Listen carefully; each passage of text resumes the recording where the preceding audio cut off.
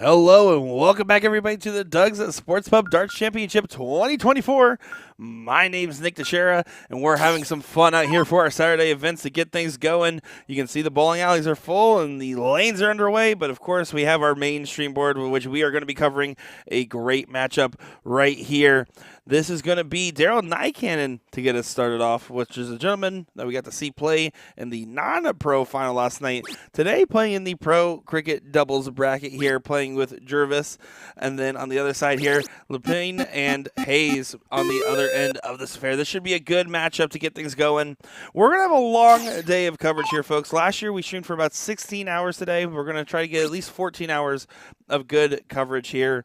Really just going to have fun calling some great games, and I'm excited to be here with every one of you guys at home. Make sure to leave a like, a comment, and a follow, and let us know who you're cheering for and who you are rooting for today in this fun, action-filled affair. Jervis up to the line here. Did get a chance to see him yesterday, and it seems like he's been in good form today.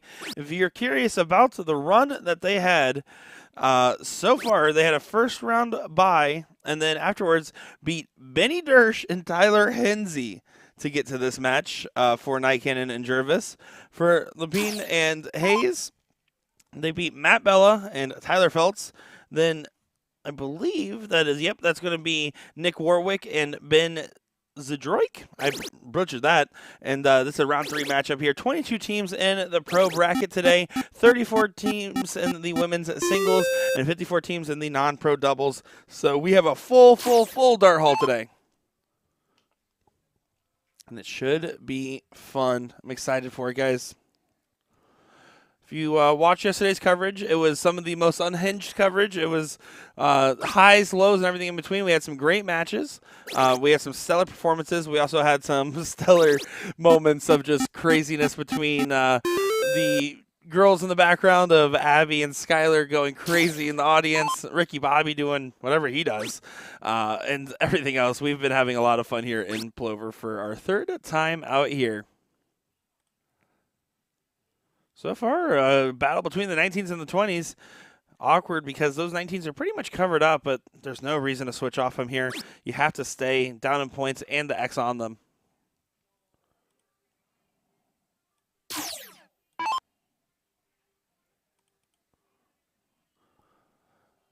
So let's see what Ryan's able to do this opportunity. I would close the 19 this turn regardless of what happens here, and that's exactly what he does. From there, going to go back up and try to re-secure that point lead here.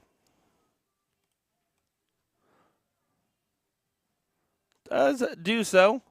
Doesn't collect on the last start, but no necessary real cause for concern. Depends here on what Casey does. If Casey hits a 9 mark, then he's great. If not, they're going to be okay. It's going to be a little bit back and forth affair, and Casey does not get the close and gives it, come on, there. Skunky Dro says, y'all unhinged? Never, haha. You are in the wrong chat. Yeah, no, always unhinged, especially when they leave me unattended. The fact of this tournament, too, just all the people that pop into the stream area, being right around the glass. I know that there's people that said they were making signs today, that there was going to be dance-offs. This is some crazy stuff here at the 5-star lanes.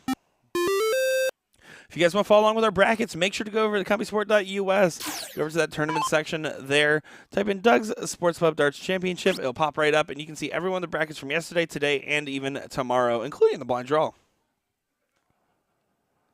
See, they're really frustrated so far in this one.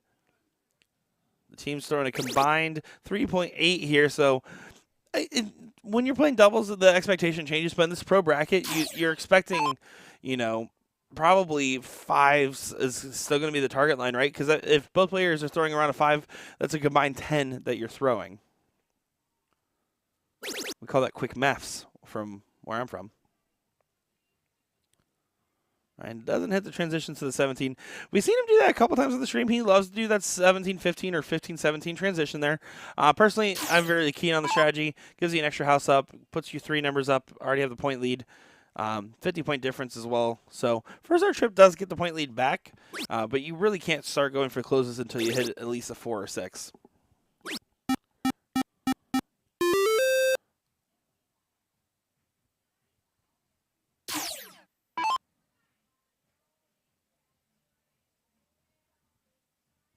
So now Daryl appears.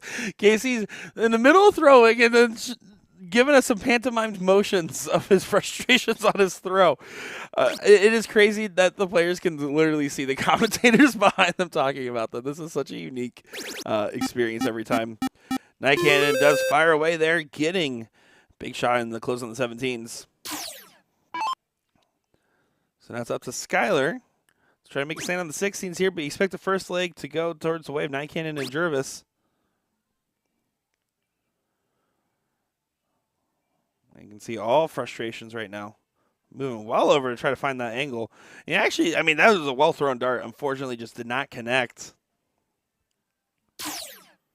Ryan on cleanup duty here. Just needs to get 3 16s.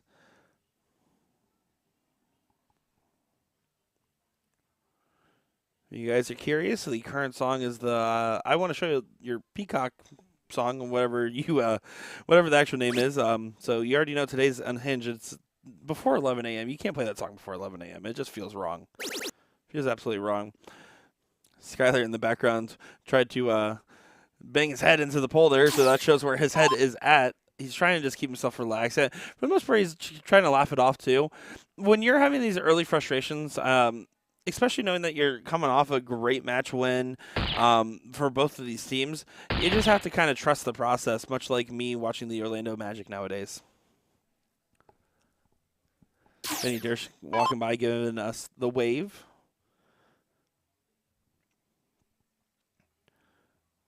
Three bulls needed with 4 numbers up. You start right on there.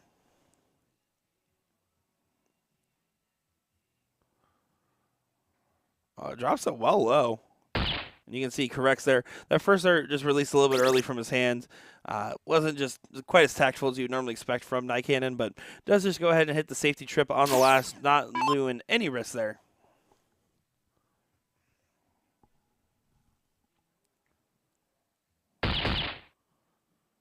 Another one of those would be pretty nice.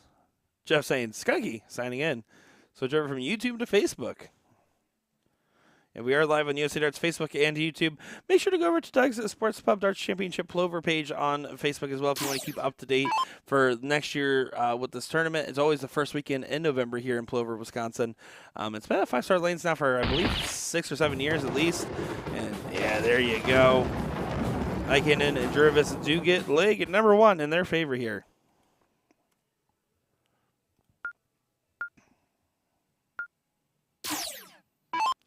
Unlike number 2, Skylar's going to try to course correct here and really get things going.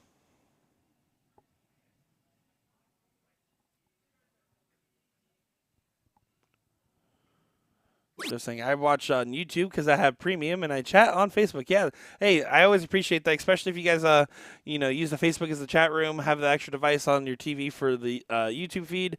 Definitely helps us out a lot. So we do appreciate that, guys. And make sure to just share it around. If you know one of your friends likes watching Wisconsin dart players do Wisconsin dart player things, just tag them in the chat right now. Just say, hey, come here. This is where we're at. Nycan's going to be keen to punish that lax start there. It's going to hurt. It's going to hurt a lot. Finds the 7 mark there for Daryl.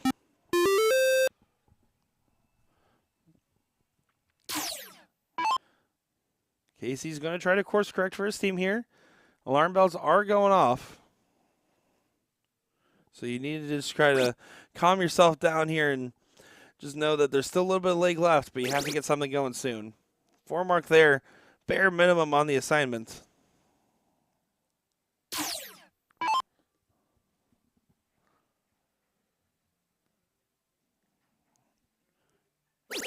Ryan wasting no time here. Running along the board like he owns it. Finds a 7 mark there. Back-to-back 7 marks for the team.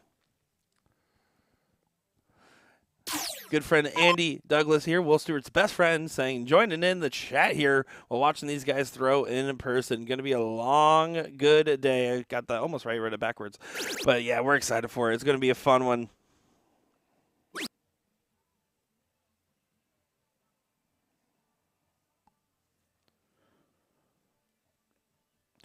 And Skylar just knowing that the darts are kind of just arguing with him in the moment here. It's going to be a tough day in the pro bracket. Some of these teams, man, are just absolutely brutal. I mean, I'm just looking at notable ones on the winner side. You got Eric Ludke, Gary and Cole, Jeremy Byrne, Ken Rip. That's a good one right there. Sherban and Sperlin, and Bob Anderson, John Pilgrim. Yeah, all on the winner side still. Yeah, great teams. Curious to see how this one will develop on the pro side. For the non-pro, it is wide open, and it's basically pro light, if you ask me. Of course, the women's side, we have our familiar faces that we're going to be watching for the Casey Bates. And looks like Casey Bates and Abby Spot had another rematch late bracket on the winner's side where Abby Spot did come out on top. I bet if I'm Casey, I'm thinking, man, she's beat me 3 times now with Plover. I know she wants another swing. You got Kindy Hess there, another great shot. Actually, surprisingly, there's a couple of females I expect to be on the winner's side that are currently on the loser side, like Marquise Womble, Trina Reed, a couple others. So yeah, very interesting how the women's bracket's developing so far. And the non-pro, they're too far. They're still a little too early for me to start reading off all those names. 8 mark there. Jervis pretty much locking this one away as a 2-0 win. Thaddeus joining here. I don't know if I've seen you out here. Has he been out here this year? No, I don't think I've seen you. It's always great to see you online. I think his profile picture actually is from a picture I took here last year, so always great to see you joining in, buddy. Got over 200 of you guys already tuning in bright and early. Hope you guys remember to set your clocks properly last night, as that extra hour of sleep came in clutch over here for me.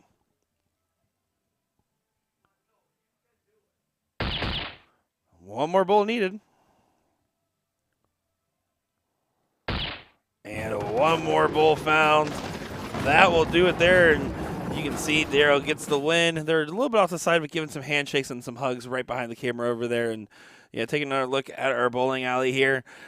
We got 38 boards in the building. We got a lot of crazy action here going on our dartboards, and we're excited to see every single one of us have a good time over here. You can see Christopher saying, "What's up, Wisconsin? What's up with you? How you doing?" Murphy Darts saying, nice. Casey, how you feeling right now, buddy? It was not great. He said it was not the best showing. He's not great. But you know what? You had a smile on your face the whole time. That has to be good. You got to be happy. I mean, what's being angry going to do to your darts? It's going to make it worse.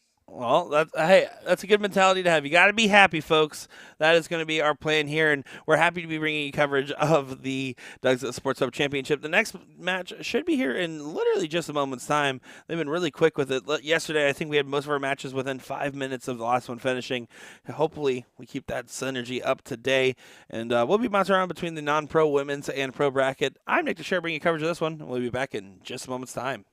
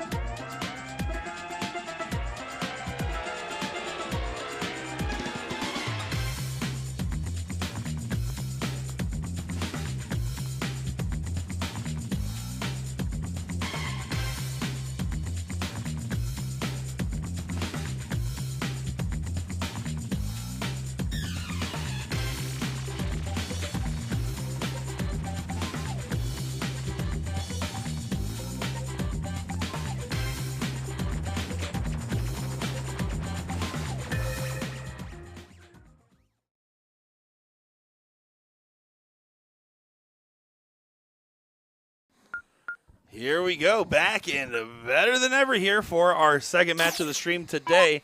We got a non-pro matchup here, so we're going to get a little bit of love between all of our brackets, which I absolutely am here for, and I'm excited to be bringing you coverage here of our tournament in Plover, Wisconsin. My name's Nick DiChiria, joined by Andy Douglas on the comms for this one. We're watching Joe Garvey and Randy Millard, not Millard, going up against Chris Crane and Jordan Potts in this one. And Andy, I'm excited to be calling a game with you here, bud. Yeah, same here. I mean, it's been about a year since I actually sat down and called one with you. That was the first time we met in person, I believe. Yep, I hadn't gone to any of the big events you'd been to, like TOC or anything like that. So, yeah, it was definitely nice to meet you last year, and then to be able to have you invite me to come up and do this again with you this year. Yeah, I mean, hanging out, figured we'd have a good time and sharing the love. We had Ken Rip join us for a little bit, Will Stewart, Porky, got you. It's been fun having all the different voices and faces and likenesses, as well as seeing the different players. It's a lot of fun because you go to these tournaments and kind of see a lot of the same old, same old. There's always something new here going on. Definitely. It's seen some different people shooting. You get different views of how people actually throw and what they're looking to do for each game, too. And that's Chris Crane that was just thrown on the board there. And this is going to be Joe Garvey stepping up here. It's going to be that Fat Bowl open format that we're going to be looking at. Split score, so freeze rule is in effect for this one. So if you guys are unfamiliar with the freeze rule, if your partner's score is higher than the combined score of the other team, you are not allowed to win the game. So if your partner's sitting at 400 and the other team is below 400, then you are not allowed to win. If your partner's sitting at 400 and you're on a finish, your partner is not doing their job. No, then you're kind of not holding up your bargain. Not at all. Not at all. So now Jordan is going to see what he's able to do here. The goal, even in the amateur bracket, is still 2 bowls around. That should be your target line every single go. If you hit 2 bowls around, you're going to win your games going first unless someone else is playing perfect or pretty much near perfect. And it's very doable, especially if you have expectations of winning this non-pro bracket. We always talk about it, but when in Wisconsin, a non-pro bracket is really just a pro bracket with some people that are getting up there. That's usually how that works. There's a lot of people that are either falling off the list or aren't on it yet for the pro side that they're just, it's unbelievable seeing them throwing these non-pros. You see, good 2 bulls there from Mucka Duck on the back of his shirt there. Good shot from Millard. Good answer from Chris Crane. Finds just 2, but it's going to be fine. The problem right now facing is it's 2 fronts. Garvey needs to try to get the score in line so there's no potential freeze. And 2 is if you're the team of Crane and Potts, you're going to be worried knowing that there's a good chance you're not going to be the first ones at a finish if a good low ton plus is hit by Millard on the next one. I had to take a second there. I'm trying to remember everybody. I'm trying my best. Scuba Steve Dyker joined us saying, "Good morning, gentlemen." Well, that's nice of you to say about me. I don't know why you would say that about Andy. I mean, it's Scuba Steve. What do you expect? He's very nice. He is. He's a very nice guy. He is. His girl actually terrifies me, though. Terrifies me. He looks into your soul. That's probably why he's so nice and calm. It's a good balancing act between the two of them, you think? I think he's learned he's got to stay calm with her, or else he's going to look it through his soul. Love it. And Potts gets the 2 that he needed to at least get down to give a chance to the team so that they're not frozen. Yeah, it does a good job of doing their part here. It's going to be up to Millard here. I'm going to do that a couple times. 2 bulls and at least a 13. Scuba saying, I panicked. That's real. So it does not leave it out there. Does do a good job of continuing the pressure, but now the favor is going to be back into the team going first to be the first ones on finishes. Potentially both of them before the other team gets to singular finish. Crane needs to find 2 bulls. Not going to be able to leave finish, but does correct in the last dart there, and that was a needed dart. At least keeps him with Millard, so it's not that he's so far behind. So there's a chance for him still, when it comes to that next round, he's able to get at least that out. Or I should say get down to a chance. Yeah, I would have to agree with that one there. It's going to be up to Garvey. Garvey's going to be thinking 150, 161. But you have to really just kind of focus on the shot in front of you first. It's easy to say, okay, I need this so I can do this. If you take your time and really focus on just a dart-by-dart basis, it's going to do you a lot more dividends than kind of getting lost in the sauce, so to speak. More so he wants to just worry about what he's doing, not about what the other team's doing. You want to keep your own head on your shoulders. Which is something I struggle to do all the time.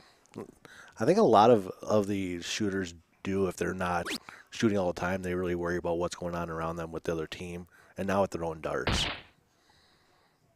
That's smarter.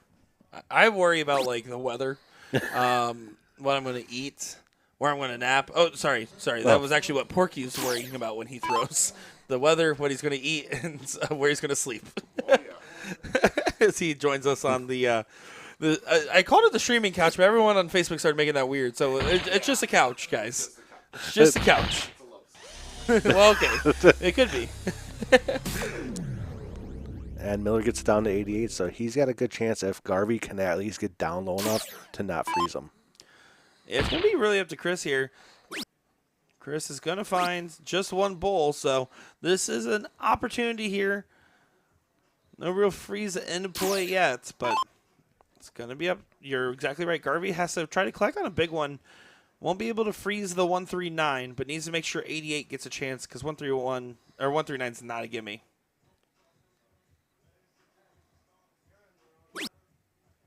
Needs to get these two. You can see, I don't know if it's nerves or if this is more traditional to Garvey's throw, but releasing really early into the throw, not having much follow through. You can tell that dart is just, it's all about having that exact release point, and it just has a little bit more of a floaty nature, not really zip into the board. It's almost like he's not doing a full follow through. He's kind of just stopping halfway through it. Yeah, I have to agree with that. Bull for trip 13. Does get a chance. Almost nails it, but still great shot there. And the reason also is sometimes a lot of people like to go to that trip 13 then back to the bull, but when you're playing a freeze format, it's all about staying true because that shot now froze the 88. Big find there and a big punish from Garvey's lax turn. Trip 12 or double 18 should be the shot here. It's really any preferential number under 10, but when everyone's this low, you want to get as low as possible. I don't think double 15 is enough, personally. I would get it a little bit lower there, get down to 2 or 1 since it's open out. Yeah. Always want to be as low as possible with giving yourself and your partner the chance that if something was to happen, you'd still have that chance to go out. Exactly. But it does not matter if Chris Crane takes that as they get leg number 1 on the board here for this one. So it's going to be Garvey and Millard to start off leg number 2, and they're going to need to take advantage of the start here. Brett saying that's his style. Yeah, and that's the other thing. You don't have to necessarily have them hyper elongated fall through. Like when I say that, think Garrett Rakowski, right? He has but the thing is when you have a fall through like that, it typically, as we just get a hat trick to start here, makes darts a little bit easier. It gives you more control as it has less of a window of where you have to release by. It reduces the arc. It makes it more of a straight line to the board to an extent. That is going to be your mentality about having that big follow through. It gets at more of that release point that you're going to have almost every time at that point, then instead of just, as you said, the big arc on the throws.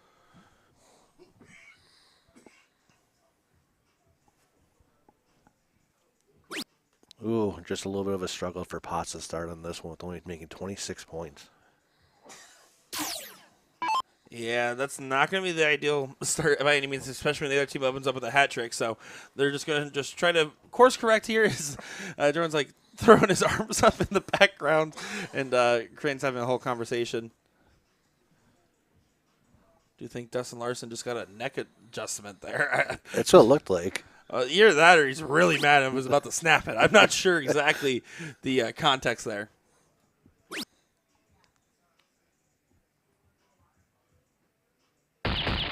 Finds the ball in the third one. That's a big hit there for that third one still. I mean, he's hitting over 70, which is not ideal, but it's better than being under 25. So here's a spicy take from Danny Baggish that he talked about with me in Florida. He believes, and this is more specifically true to like a pro doubles format with this exact format, right? But he believes that the stronger player should be going second because it is the harder position to do. I would argue against giving the presumably A player on the other team an extra 3 darts, but he's a big fan of having the stronger player go second. And admittedly, the player going first is just score, score, score. Player going second has to worry about shot selection for setting up freezes typically more often than player 1 does. And that was his logic behind it. How do you feel about that, Andy? I mean, it makes sense having that stronger player being second, but the other reason I look at it this way is if you go first as a strong player, you're pushing your teammate to throw their darts and not having them worry about what the other team is doing. You're doing pushing everything. Yeah. You're setting the line, you're setting everybody up for where you want it to be and not having to worry about what other people are doing behind you. Yeah, and I would have to agree with that. It also, the mentality of that also is hinging on how strong the other player is. When you have something like, for instance, in the context we were talking about Alex Spellman, Tim Adams, either one of those guys can go first. So his argument was the hotter hand should just be going second in that format. And in that world, it makes more sense. It is one of those things where I would always advise the strategy of in 0-1, have the strongest player start off because you need the most opportunities at a finish. I mean, look at it, if you have the strongest player start off and they go hat trick, hat trick, hat trick, now you're down to an out first, and now you're looking at your other player. If they can even just get a low ton, 1 or 2 in there, it's going to push the other team to try and do more because now they're trying to freeze you. And, in trade-off here, I mean, you look at teams that have implemented this model, like Garrett Rakowski, Steve Hilger. That's a common one there where, obviously with Porky being the stronger player, finalist in the CSC, something Garrett can't relate to. That's why Porky goes second. Don't pay attention to what divisions they were playing in. I was going to say. Don't look at that. I think if Garrett was in the same division that Porky is, I think Garrett would be sitting where Porky is right now. Ooh. That's what when we first started shooting doubles was that I was going to go second because first player, I completely agree with Danny. It is like a theory that we've done for years and years. The job of the first player is to just get down and take it out, which Garrett is very good at doing. The role of the second player is the hardest one because you got to get down. You have a couple of jobs. You got to get down and try to take it out also, but you also have to not freeze your partner, and you also have to hit the big shot to freeze the other team. So you have a lot of different roles in the second slot, and the second slot is the most important one. If you guys are curious, you did not hear a word of that. But that being said, Porky just basically said, "Yeah, I agree with Danny." Is what he basically just said. Basically said what I was saying was dumb. I mean, I get it. It's Porky's idea on that, and Porky's always going to tell me that too, and I understand 100% that whatever I say is not right. Porky knows this. Reserve a hotel room the correct way. Hey, look, I'm not the one that had the issue with the hotel room up here. You need to understand that. You can't even tell when I'm serious or joking. Tell them that story. That's another story. Porky decided to not let me ride with them down to TOC. Tells me no. I asked him again. He told me no again, so I drove down. And you could ask Filthy or even Garrett. Porky felt so bad because in the end, Porky's like, I would have driven you down. Why did you tell me? And I was like, I told you I was going, but you told me no twice. He's like, Porky, can I ride with you guys down to TOC? And I go like this. No. That's so He took good. me seriously.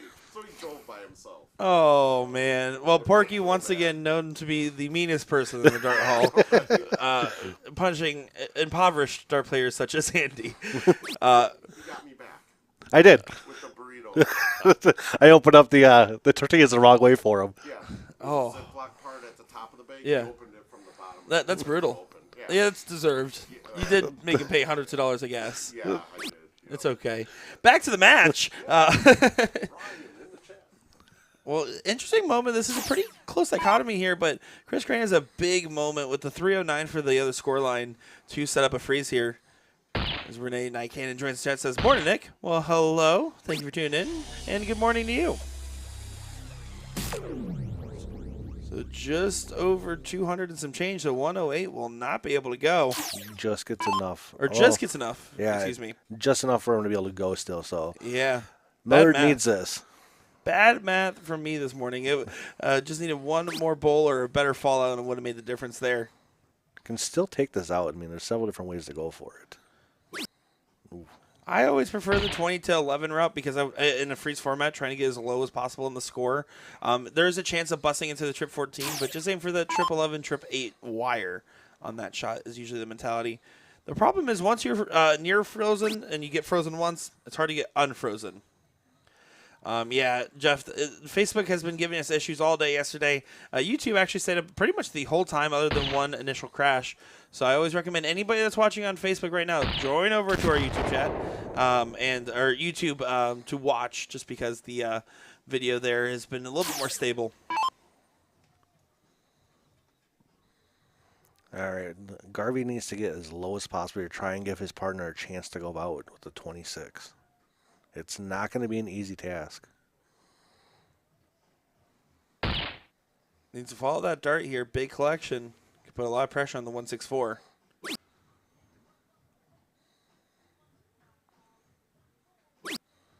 And that's just not going to be enough. Already guaranteed to freeze now, even if the 164 somehow busts, which would be impressive if you busted the 164. I've seen it. I have seen it happen. I've also seen people think a 164 can go out with their darts and they're already frozen, and they give the other team the win. That's fair. I will say I'm in Dart League itself, not in tournaments, but in Dart League, I always shoot out even if I'm frozen. I tell my partner, sorry, get good. Every single time. Now, in tournament, don't ever do that or you will not have a partner again. But in Dart League, it's fine. 220s for a 2-0 win in a leg where it was really kind of started off on the wrong note for Crane and Potts, but does get finished on the right note here. Good stuff indeed. You can see them dapping up, giving some love and respect here. Looks like we're going to be getting our next match here in just a moment's time, folks. So we're going to be back in just a moment here with some more fun darting action, some more fun Porky stories, some more fun Andy antics. Andy antics, that works. That works. Me just doing whatever I do, which is not much. See you guys in just a little bit. Don't go far. Give us a little bit of a follow here. And again, check out over on our YouTube page, especially if you're on Facebook, USA Darts. Nice and easy. We'll be back in just a moment, guys.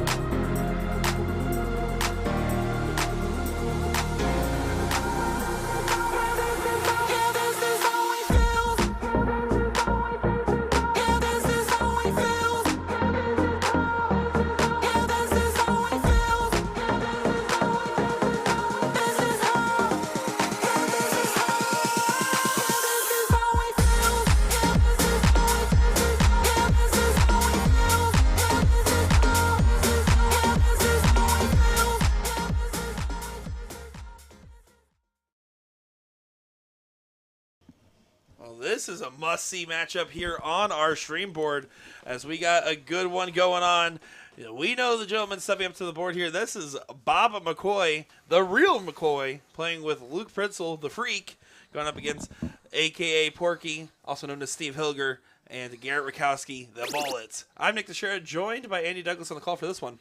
This is going to be a great match, honestly. Ooh, 7 mark to start with, honestly. It's going to be a good start there. Let's see what Bullet can do here. Yeah, Garrett's going to try to just start this off strong. He's one of those players. So far this weekend, he has not gotten the results he's wanted or that you would typically expect from a player of his caliber. So he's going to have to kind of rein it in a little bit here and really start to fire away. Luke Pritzel winning the pro singles last night over Tyler One Hands Hansy. That almost worked. Hansy, not really. Sorry, Tyler. Luke Pritzel did play phenomenal last night. I mean, he was throwing games in the high 5s to 6s for the majority of that final, and he was just in top form. We got to see McCoy. He did a deep run, I believe, going out in the 4th place match. So he had a deep run. Porky, not so deep of a run last night, but he got plenty of sleep. Yeah, plenty of sleep. He probably ate some pretty good food last night, too. Yeah, for those at home that are curious, this is not the finals. This is, in fact, a 9th through 12th losers matchup that we're looking at here, which is insane. But it's also a testament to the field, right? Looking at your winner's side, we are going to probably be getting, after this, we are going to be getting the seat match, I would assume. So that's going to be Night Cannon and Jervis going up against Bob Anderson, John Pilgrim. So, honestly, not to discredit Night Cannon or Jervis, but they're going on quite the run today. One of those teams where if you didn't know the guys, if you didn't go to Wisconsin in particular that much, they might not get as round to a lot of these national events. But, yeah, I'm not too surprised to see them there by any means. And Bob Anderson, John Pilgrim, of course, makes sense as well in this bracket here. I mean, Pilgrim and Anderson know each other super well. I mean, play with each other quite a bit during league and everything, so they know how each other's strengths are, all that too. So that's going to be a big one there. Yeah, certainly. See Pritzel trying to find those 18s. Currently throwing a 2.0, so well off the margins. Porky, our finalist and seat holder for Division II, the CSC Challenger Series, where the final will take place on Wednesday. Grabs those 18s from Bob and then closes them out. Bob's got to go to those 17s now. Yeah, Bob's just going to focus on trying to get a bet in. He's not going to really get a good opportunity to take the swing here in this particular turn. He would be down just a few points if he hit 2 trips on the start here. Does he take the swing or does he stay? He should stay. He does, but it doesn't go. At that point, almost worth taking the swing. Yeah, I mean, it doesn't go. But normally when you find 2, the third one's just more likely to go. And it is easier to stay on the same number than move around the board. That's why these players that love to jump around the board are just so talented. And it's fun to see. But Garrett there, honestly, bare minimum for himself on the assignment with just the 4 mark. He's probably feeling a little off right now. I mean, he's not been his best form today. Even last night wasn't in his best form either. Well, and I can tell you why. Do you know what he's doing? He's staying with Porky. No, he didn't trim the beard. Oh, that is why. Yep. Yeah, it throws off his balance. He should know by now. Trimming that beard is going to be the best thing for him. Well, we'll have to inform him of his mistake after the match here. I wonder why Porky went to let him know that. Steve Diker here saying, with our team, we like to shoot events with each other first before finding partners to shoot with. Porky gives a double pump celebration there for that spectacular bagel. Gives a huge opening here for Bob as Porky and then Luke give a big hug in the background there.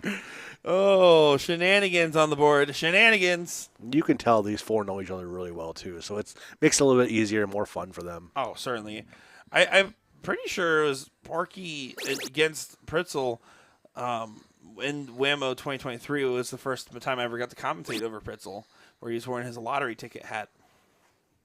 You know, I never met him until last year, actually, right around the same time you did. Up here when he won last year. Super down-to-earth guy. Super real nice, calm. Just he wants to just talk to you when he wants to talk to you and just shoot his darts. Oh, absolutely. Truly just someone having fun with the game. Close on the 16 on the third dart for Garrett there.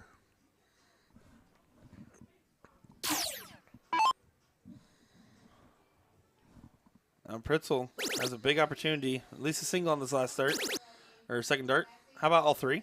He's just going to go ahead and bat it in there and throw it up almost at a form of frustration, but pretty good hold as Porky's on. Get out of here, man. Get out of here. As we said last night, there's a turkey. That is a turkey. Yeah, I forgot which commenter gave me that golden nugget, but that was phenomenal. Good answer there from Porky. Brings it back within 5 bowls, so it's 5-3. You expect Bob to get this closed out here, though. If not, you do have the Bullet, who is a bullseye machine. Watched them up at Whammo a couple years ago. Perfect game after perfect game after perfect game. Yeah, if there's someone to hit 5 bowls, and there's going to get an opportunity to do so, Garrett Rakowski would be that guy. Big miss here from Bob. Does collect 1, but Garrett, one time on the one time to get a steal of a leg here.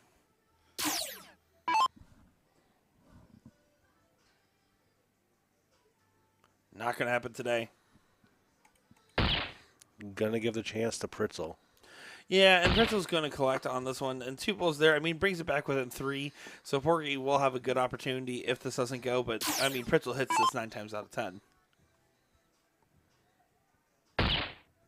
And that's a good dart. Just going to stack right on it. And does do so. Making this 1-0 for Pritzel and McCoy. Hilger Rakowski in some danger now. 1 leg away from being out of the Pro Doubles events. Disgusting. That's just disgusting, man. Garrett Rakowski going to get the start here. Obviously not happy with his performance in the last leg. He needs to snap out of it for this one.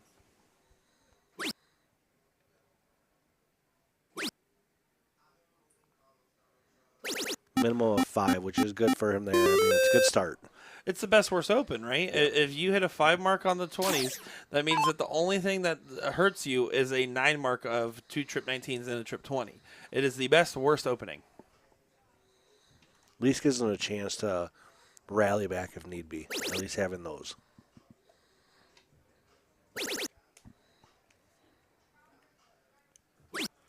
And almost showed why it was the best worst opening there. Just hitting a single on the last start, but good shot there from the realest of the McCoys. Although personally, I'm more inclined to like RJ.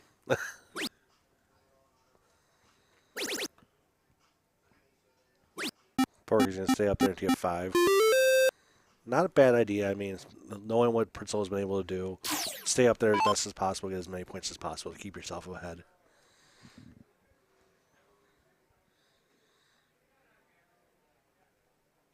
Oh, Are they saying his last one was a triple? might have been. I did hear them say, you got on camera. Yep. I give them a thumbs up, let them know. That is correct. We're good. That's actually kind of funny. I guess we're the referees. Admittedly, I wasn't looking that closely, and I didn't see it, but don't tell them that. We saw everything. What are you talking about? All 4 of these guys are good enough sportsmen, though, where they're all going to trust each other regardless. And then Luke Pritzel's like, hey, you can have it. I want to hit the 8 mark. I don't care.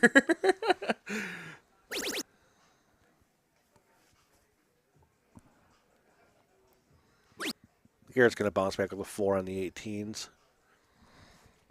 Yeah, 4 not going to feel like enough right now, though. The momentum's in the other direction. 19s plays the 18s. First start trip gives you all the options. If I'm Bob, I'm telling myself stay for 4. If I hit 4, I get the go-ahead. There's 3 of them. 6. Here's the swing. Oh, and again with the swing, he barely is missing those swing ups when he's going up to the 20s now, the 18s. Off by maybe 1 or 2 holes. And that's just the idea of cover shots and switching off numbers, right? Is that you just finished locking on a number, and while your throw might be feeling good, you haven't had that marker dart, right? The dart to show you exactly where that triple is. So, well thrown. I mean, didn't do anything wrong with it either time. I mean, it gives also a chance to have Pritzel come up there, hit the double, triple, or even just go 2 singles in 18, not have to worry about going for all 3. Yeah, I'd have to agree with you there. And as I say that, Pritzel still goes all 3 because he misses on the second one. Well, he does still get the job done, but now he has an opportunity back over. Rakowski can actually tie with 6 mark here. Oh, awkward dart. He throws a fairly long darts, too, and so when they hang over, it's hard to get through, and you can see he does sneak it in there. I mean, one thing with his darts, though, he does use the speed flights, so they are a lot smaller flights than traditional flights that people are using with the standards. So it is a little bit easier. Yeah, you got to really kind of put some zip on those things if you're going to get those in there, man. I mean, it is tough to throw flights that skinny. I already struggle enough with speed flights, let alone what's going on there. If you guys need the link to the brackets. And there's a turkey from Bob there. Turkey, because we're in a bowling alley. We're not at a Chuck E. Cheese. We're at a bowling alley, folks. You calm it down over there, Nick West. Westco. You stay in your bowling lane.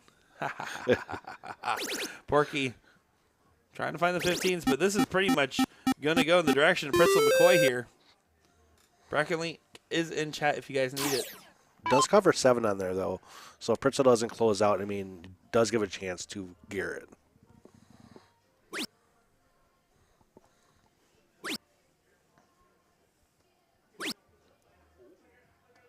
And a little bit of an error there. This gives an outside opportunity. Won't be on this turn to be able to get both numbers and the points, but oh, this is frustrating. Garrett there. Last little dart. I think for him, it's just his release timing's a little bit off. He's dragging a lot of his darts low. And he probably just having a slightly later release. His follow-through looks good. His setup looks fine. So unless it's either something in the grip, which it doesn't make sense because of how well his darts are looking in the board, I'm going to have to guess that he's just having a little bit of trouble with the release timing. Scuba says, as Barb Harris calls it, it's a horse trick.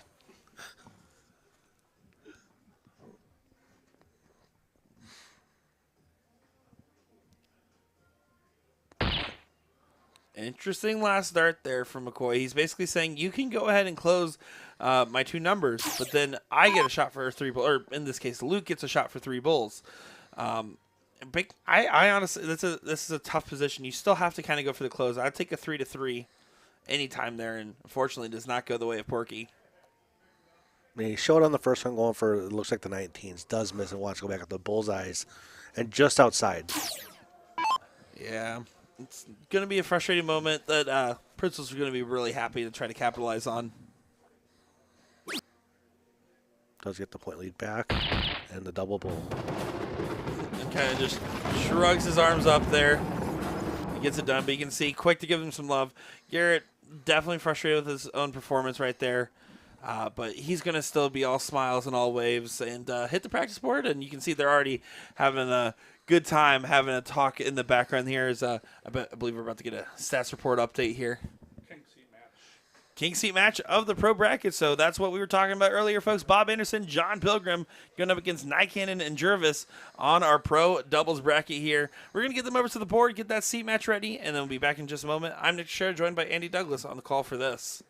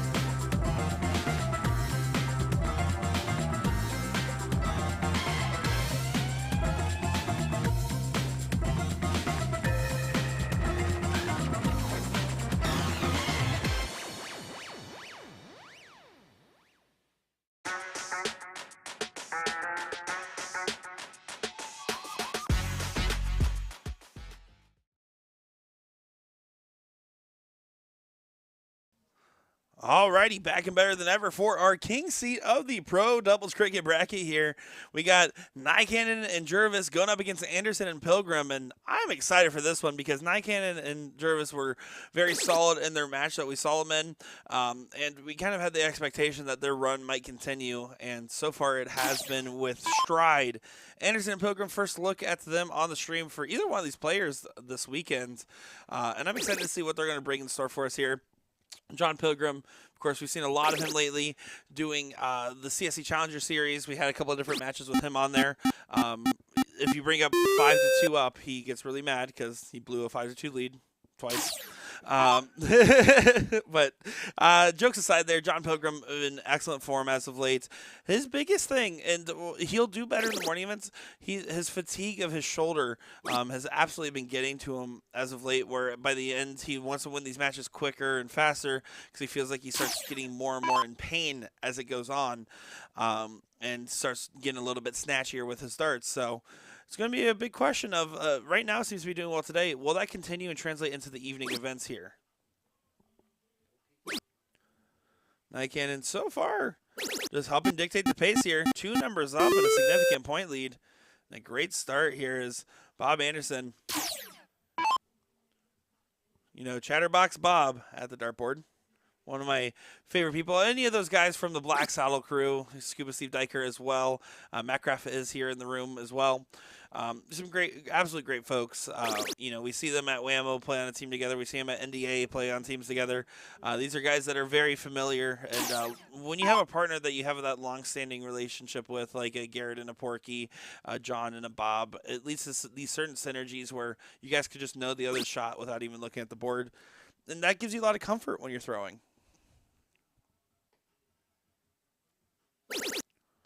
Good find there. Ryan cleans this up and pretty much locks in this first leg here. Pilgrim's going to need to find all he can eat on the 15s. Good marker dart.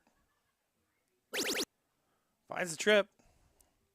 And just a 5 there, so not going to be enough. 2 marks to close, and then if it's done in 1, onto the bulls. If not, over to the points.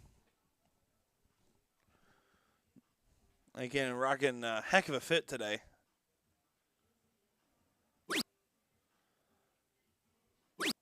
And then back to pat some points. Does do so, and that's the second time where he's hit the single mark, close, and then last start for a big trip to push.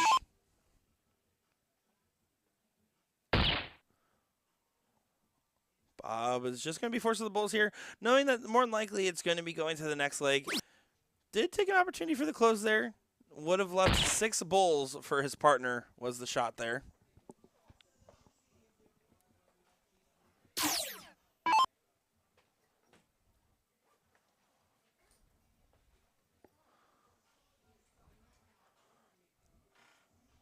Jervis does get the double. Single bull needed. Does not go. But again, 5 bulls is now the shot for John Pilgrim here to get the point lead back. Basically aiming for 6, hoping for at least 5. Not going to happen here. Guaranteeing the leg going the other direction. But it's all about how Anderson and Pilgrim really take advantage of the start here or not. Clearly this leg, both of them being in the 3s, not the form that you would expect from them whatsoever. It's going to be all about what form they bring in here and snap out of it. Obviously, they must be doing well if they made it this far along in the bracket. And looking at Bob Anderson and Pilgrim's run, beat out McConnell and Schreiber in the first round, then Underwood and Bobzine in the second, Larson and Cafflish in the third, Spurlin and Sherban in the 4th round there. So, I mean, quite the resume to get up to this point, but clearly having a little bit of woes in this very moment.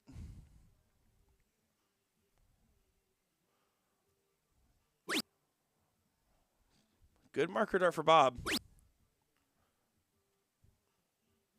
Of course, Bob, about a year and some change ago, was really starting to first show his signs. Hi, everybody, professional darts commentator here. Signs of his struggles with his hitch, right? He started having that trouble releasing the first start. You saw a little bit of it there.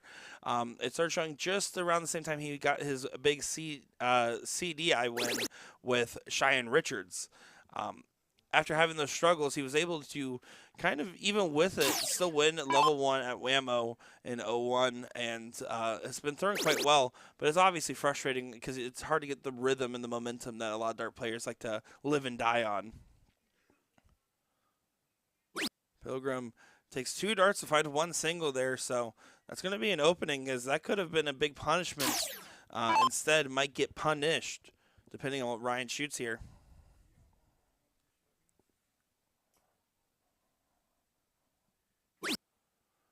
Awkward dart, needs to get underneath it. Well, he did, but I meant into the triple, and only finds 3 singles there. Opportunity handed it back over.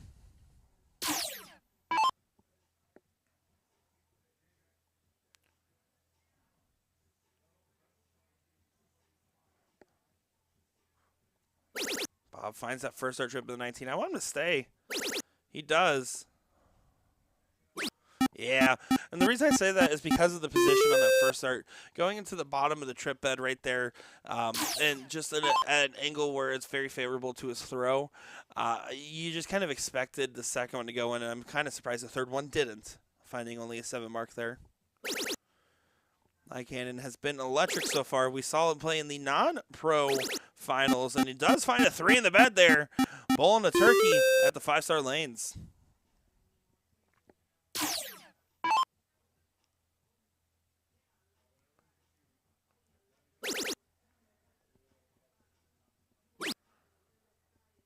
Pilgrim wants to take this look. Doesn't go. And if you look at the Pilgrim-Anderson dynamic, it's going to be Pilgrim on the attack, Anderson on the defense, right?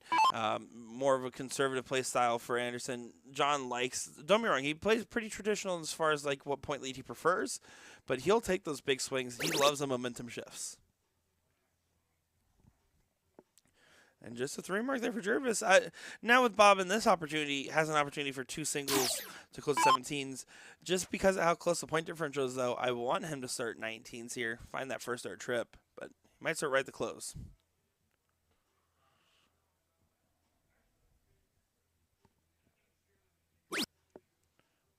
Right under that wire. Good stay. Yeah, I like that. And again, complementing strategy. That's what makes a Pilgrim-Anderson duo so dangerous, is the fact that they have agreement on the shot order selection, and he wanted to focus on teeing up, hoping that Lycanon does not hit another 9 mark in a row.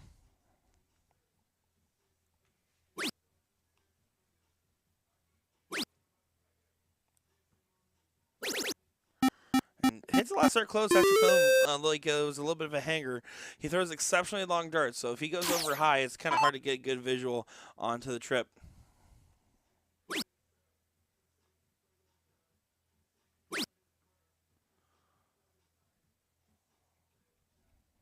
'18s need to get closed here. Oh, he didn't realize the 19s were closed. Giving a look over there. That is a huge error from Pilgrim. Bob's kind of just taking a laugh at him here, but it might not be no laughing matter. John looked right at us and gave us some stuff there for that one. Oh, Jervis is going to punish too.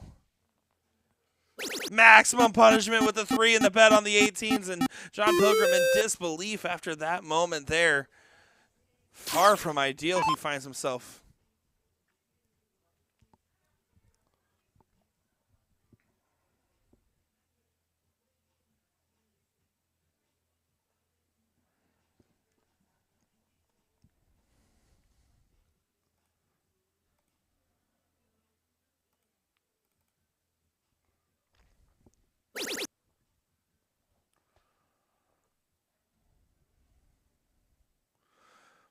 Scuba in the chat saying, Bob and I have more similar strategies. Pilgrim is usually the more aggressive shooter on the team. Yeah, so aggressive he shoots at a close number. I'm just kidding. Yeah, no. Here's the thing. It's about the different kind of natures of the game, and it matches personality. I mean, for Bob is just being so calm and casual, and you two as well, Scuba. It almost makes sense you guys have the more relaxed. Oh yeah, we'll just point, have a good time playing darts, and then you get like Pilgrim and Matt Graff in the mix. Like, we're angry. We want to win darts. We're gonna try really hard. It's a good dichotomy between the four of you guys. But this is a match that's going to go 2-0. And, you know, as much as we've joked about it, it's not just that one dart there from Pilgrim, because it's not guaranteed it would have closed the trip on the 18. It's not guaranteeing that they wouldn't have hit a 9 mark on the 16s instead. But he's going to feel like it is. He's going to feel like that leg was lost because of it, and it very well may have been. But they're still going to be in this tournament here with plenty of room left to run, as they're going to be going to that third place position, and currently the 5th, 6th matches are underway. So it will be pretty quick when we get to see them again, especially because I believe after this match, we are going to be getting our seat match in the doubles non-pro. That is exactly what we're going to be getting. So that should be a good one there. 1 bullet needed for Nycannon.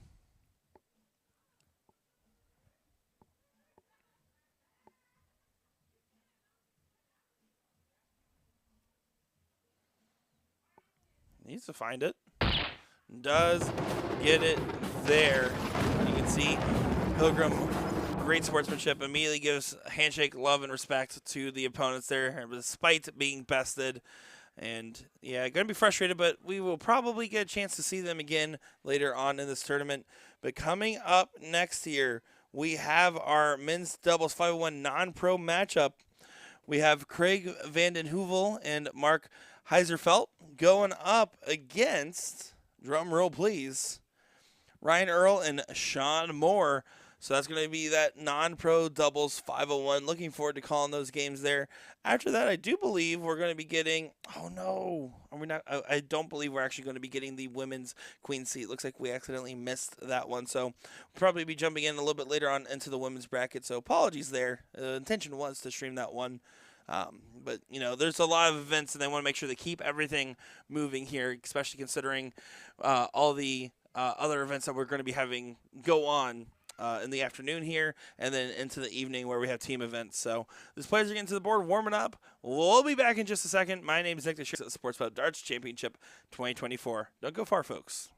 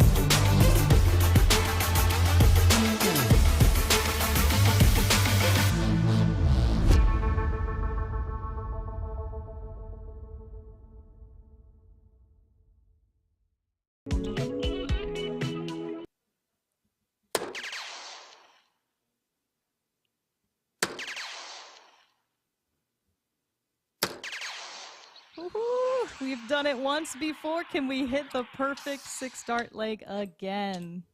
Stay tuned to find out.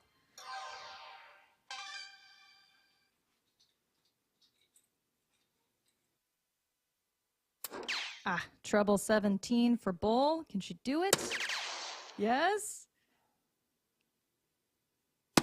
Yes, gotta do the Will Stewart celebration dance. Pretty sure he stole those moves from Trump. Be original, Will. Let me tell you about A to Z Darts. We're a specialty dart store with over 10,000 different products. We create in-depth videos and blogs to help improve your game and showcase our products. We give helpful advice on how to practice darts, the fundamentals of form and mechanics, and how to make better decisions when purchasing your darting equipment. Whether you're brand new or a seasoned player, we try to provide fun and informative content. I'm Jen, the creative director for A to Z Darts. I've been playing for over 10 years, and I've traveled the world competing in and promoting the sport. This is Will. He runs our live streaming company, USA Darts, and travels the globe as well to broadcast major darting events and interview PDC players alike. You'll find over 2,000 different sets of darts on our website. Guessing right now you're pretty interested in our resources? Learn about form, throwing mechanics, practice routines, scoring and grouping, checkout methods, cricket strategy, and much more. Visit a-zdarts.com to take advantage of our blog or follow us on social media at AZDarts today.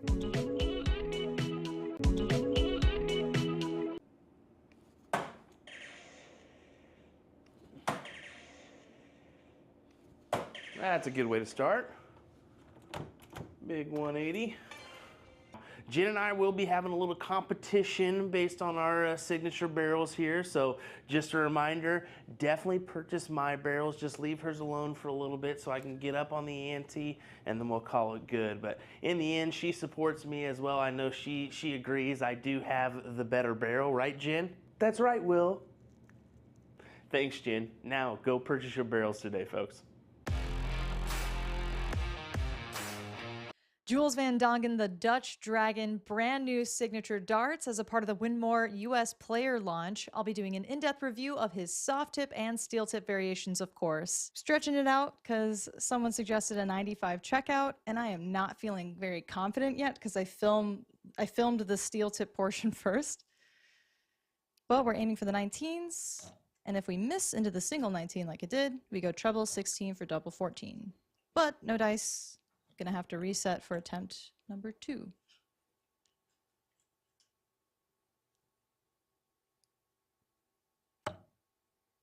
She gets the treble 19. Miss outside on the double. And miss inside cause you suck. Attempt number 3 always comes by so fast.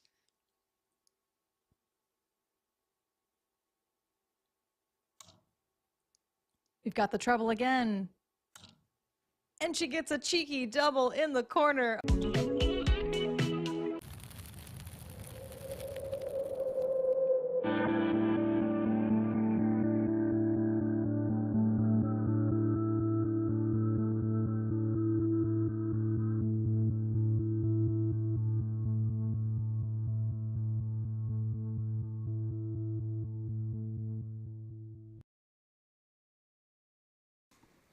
Alrighty, time for a seat match here on our stream board, and this should be a good one. This is going to be Moore and Earl against Huvel and Heiserfeld. I'm going to try my best here, guys. It's going to be a fun one for our seat match of the non-pro. I'm Nick DiChiria, joined by Andy Douglas on the call for this one. So yeah, again, this one is going to be all 501 split score with the freeze. Yeah, and it's going to be blink and you miss the format, best of 3, and these guys, once you're in the seat position, that means they must be having a good day, and that means they're hitting some big shots here. 2 bulls around gets you the money, folks. That's what you're going to be thinking the whole time. If you get 2 bulls every visit going first, you're going to be just fine in a format like this, unless the team behind you plays a perfect game. Perfect games are definitely not an easy thing to go up against. Not in doubles either. It's hard to throw them in doubles. Just because, let's be honest, you have 3 different players playing in between to keep the momentum up to be able to do that. And it also depends on what we're talking about when we reference perfect game. If you're going first, a 10 darter is fine. Because if you're throwing a 10 darter to 12 darter, you're fine going first. If you're going second, you have to go, especially an open out, hat trick for the 180 if your opponent starts off too strong. And that's I will always advise it. A lot of players, especially in the non-pro, don't like taking that risk. But you sometimes just have to gamble a little bit here when you're going against the darts. A lot of them feel that if you go that hat trick 180, the 180 is always going to be the second one for them. It's always the hardest one because now they're really putting pressure on themselves. Yeah, and well, it's a little bit of a high risk shot, right? Because of the fact that you know, if you stay for the hats and play for the 10 darter, hope for an error from your opponents, you're playing better in terms of free strategy. But it really just depends on the circumstance and the teams. Kurt here saying it's Hertzfeld. Hertzfeld. Well, I hope he didn't hurt his Feltzings when he heard me say that pronunciation and then butcher that pun.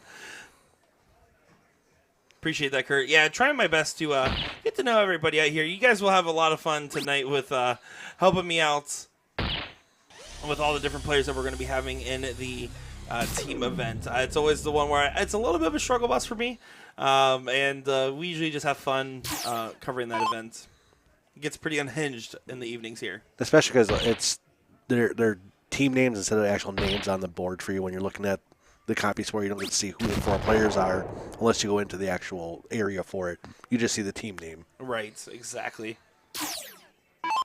Diker says they call him Hertzy. Hertzy. There we go. I can do that.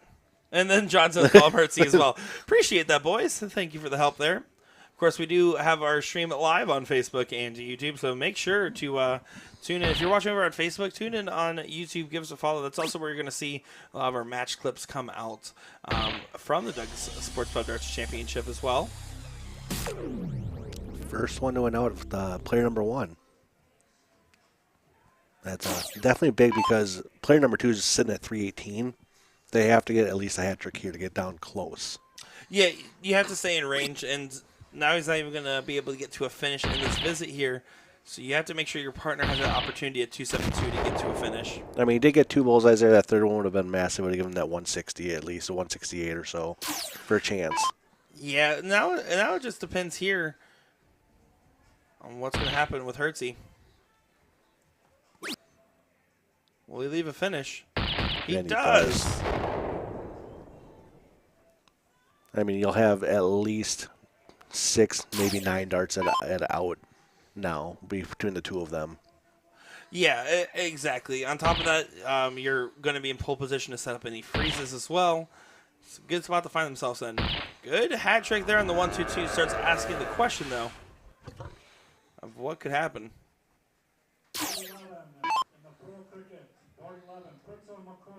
Taking this extra moment here, knowing that this is a big moment.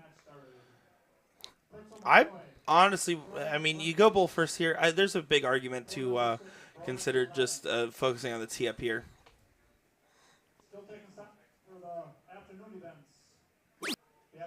I mean, you go for the bulls. I mean, looking at that, you left yourself an out still. I mean, did miss it, but I mean, 19 does leave the out.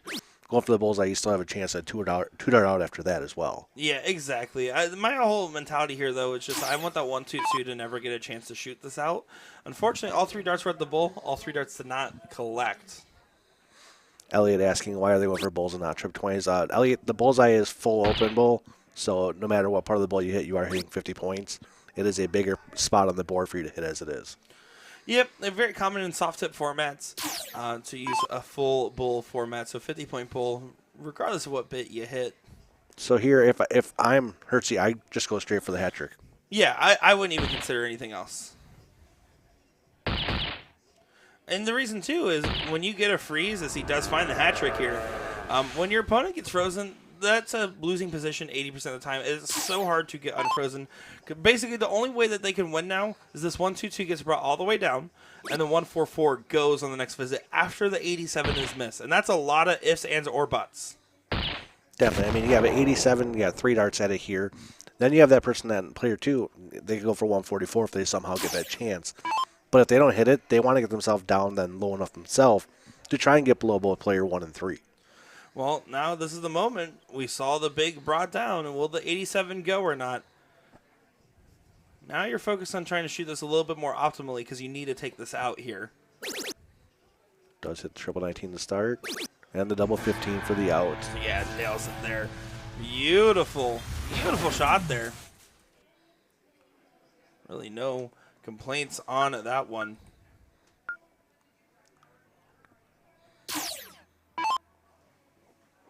Here we go, going on to our next leg here.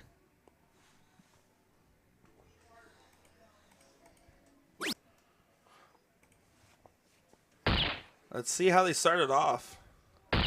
Finds 2 bulls. Again, 2 bulls around. Gets that money. Ready to cash those checks. I mean, a 102 is not the worst start you could have. I mean, you could have gone bull, miss all of a sudden somehow. Leave it just 100 there. 102 gets you a chance at least to come back, go for, as you said, the 180 later on to try and get down even lower, or even go for the hat trick. Yeah, exactly.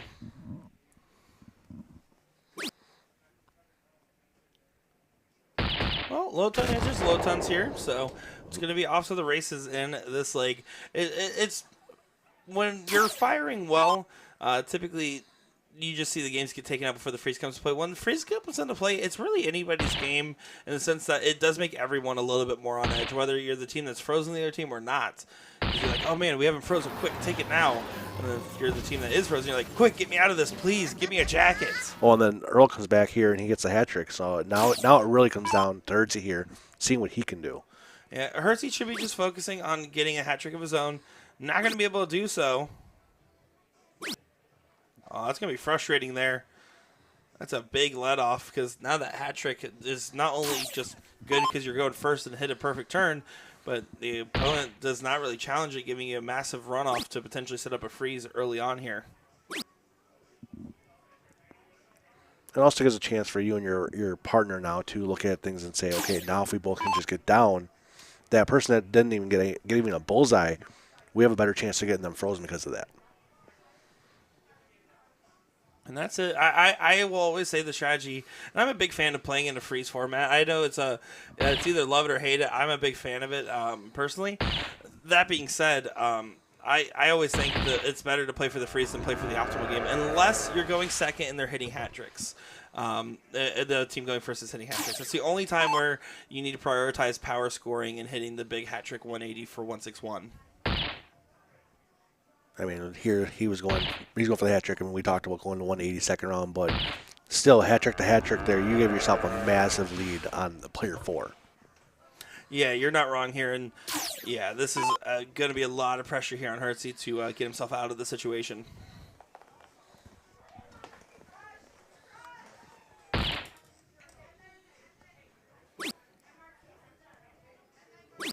And that's not going to do enough there.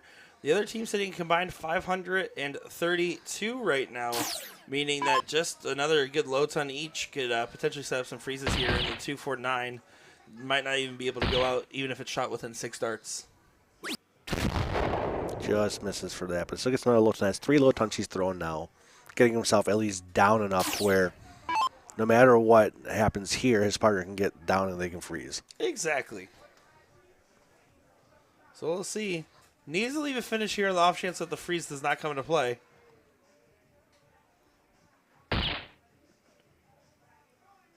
It's going to be a finish. How good will it be? 99. Good setup there. Bringing it right on down. So this 2-1. If you hit another hat trick here, you're golden. That sets you up for that chance at that 10 darter then. It does. And the freeze is now in play, barring whatever player 4 hits. And that does hit the hat trick. 9 darts in, 9 bulls found. 393. You're in a lot of trouble here. Combined 276 for the other team, meaning that's the number you have to get below. And then some, because the 225 is going to get brought down. 99 will not get a look here. The hat trick would have been one of the better things. I mean, he could have gone for a high ton or even gone, 180, try and get even lower. But a hat trick was minimum there. You needed that.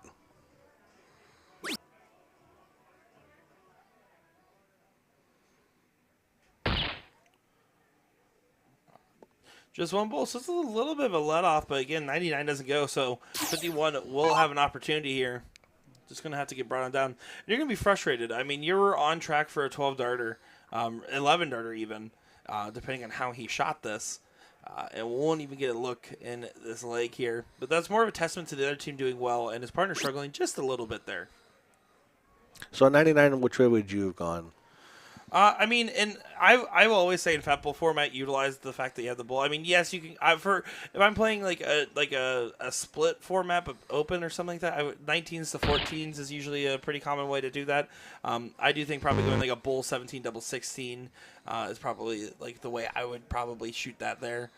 prioritizing just hitting the most marks and getting down, because if I shoot that way, as long as I stay inside, I'll hit, leave myself with no more than 16 points. And he hits the 10-darter. Good shot there. Making this one apiece. See, on 99, I always go for that triple 19 first, just because if you hit the single 19, you still have bull double 13. Yeah, and there's nothing wrong with shooting in that way. I will always prioritize power scoring in this format. So that's the only reason why I do go bull first. And that's in doubles freeze. In singles, I'm no question, I'm going 19s first. Yeah, singles always trying to go out as fast as possible. Doubles, you want to try and set yourself up in case, as you said, you can freeze. And at 99, you're frozen. You can shoot it however you want. Yeah. That's just, again, you're expected to hit in this format 90 points. John Pilgrim gives a smirk over here, knowing that we were talking smack earlier.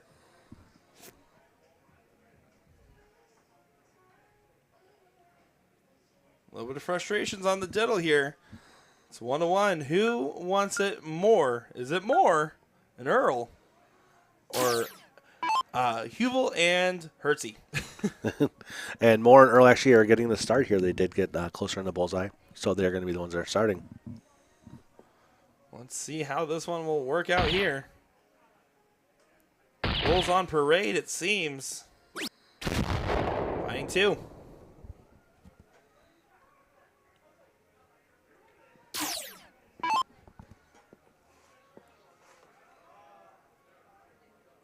You can see he's fidgeting with his hands quite a lot there, trying to get himself settled. Are you a very superstitious player? Do you have to have certain things done before you go up to the board or do anything like that? I mean, as you know, with most Wisconsinites, we lick our fingers before we throw.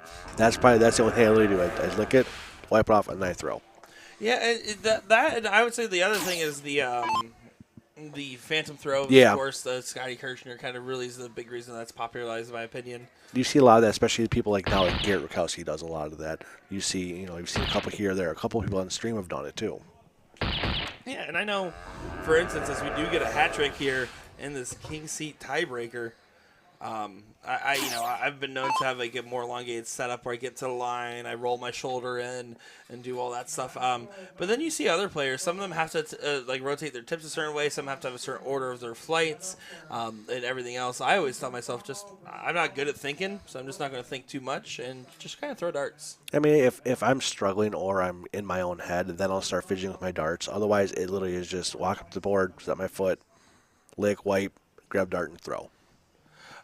Do have a sign up here. It says, please return to P. Sherman 42 Wallaby Way. That's getting held up to our window here. Appreciate the Finding Nemo reference. That's pretty good. I like that. Just swim, swim, swim. Just keep swimming. John Pilgrim in the background acknowledging that he has never heard me acknowledge a movie before. I've never seen him throw to close 19, but here we are. I buried it. You did bury that 19, bud. You threw it real good. Well, this is getting a little nervy here, trying to find one more bull. Those flights are crossed a little bit. Is he going to bail? He wants to throw right at it, it seems. Does nail it in there. Travis Wilkinson put his face up against the glass that has not been cleaned in 27 years. He definitely contracted something.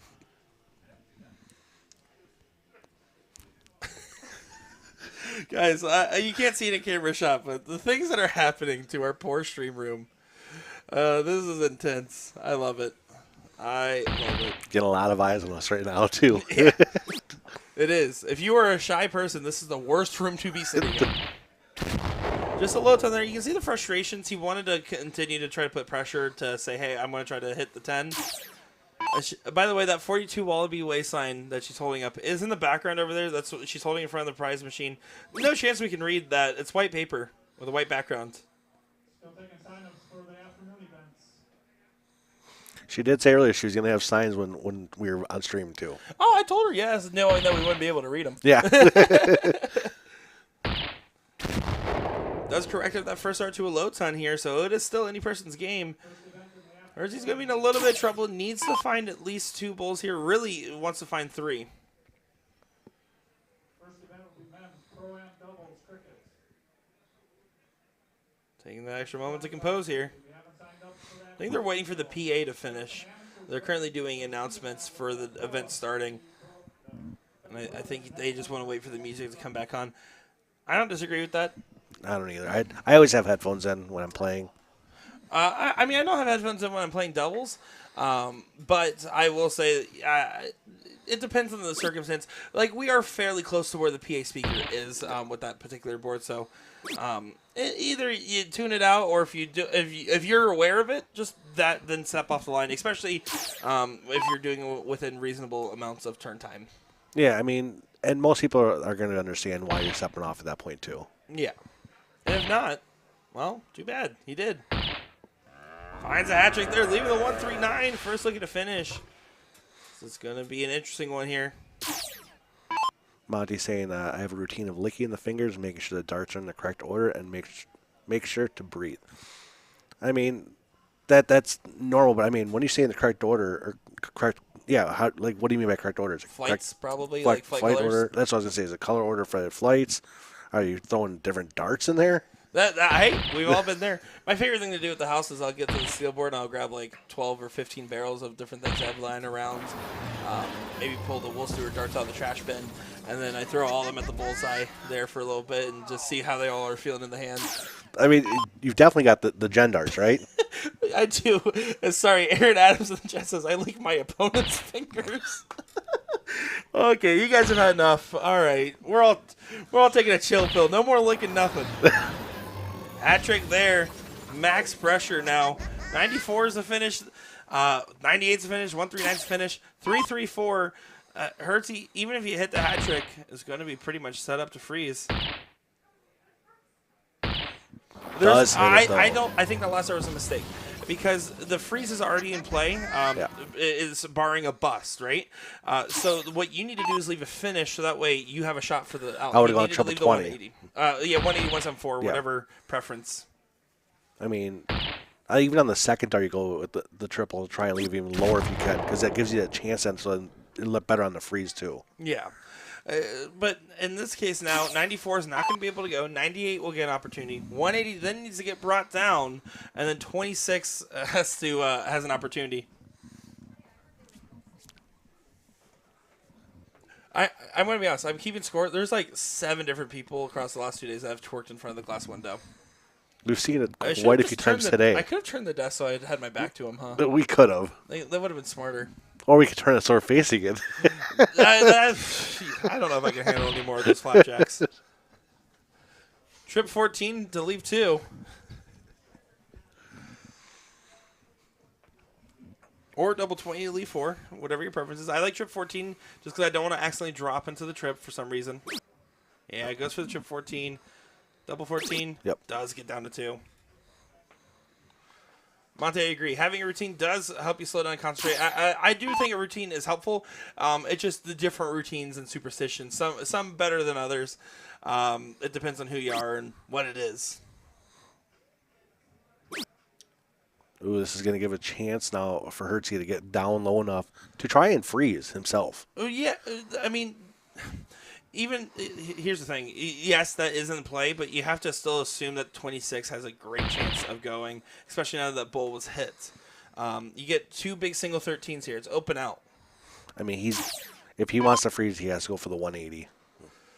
Yeah, you have to go for the 180 to hit this. If you go for the hat trick, you're kind of forfeiting the game a little bit. But you have to realize it would be intentional, I don't think. That's on you and your partner to talk that through before it's approaching the board. And yeah, he does go ahead and take the attempt at it. Will not go. And so now he needs to focus on setting himself up and barring your opponents have to miss twice now.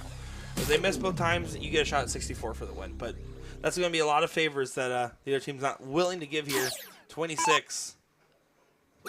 Does hit on the first dart too.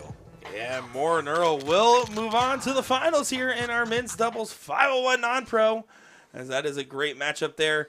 I believe the women's bracket's still cruising along. They're starting to get into the 5th, 6th. We're going to be getting some of those finals as they get along. And I believe coming up next should be the 4th place match here of Underwood and Bobzine versus either Pritzel and McCoy or Cole and Ludke. So give us just a moment, folks. We'll be back in the action in just a moment's time. Thank you for all hanging out with us, and we'll be back with more.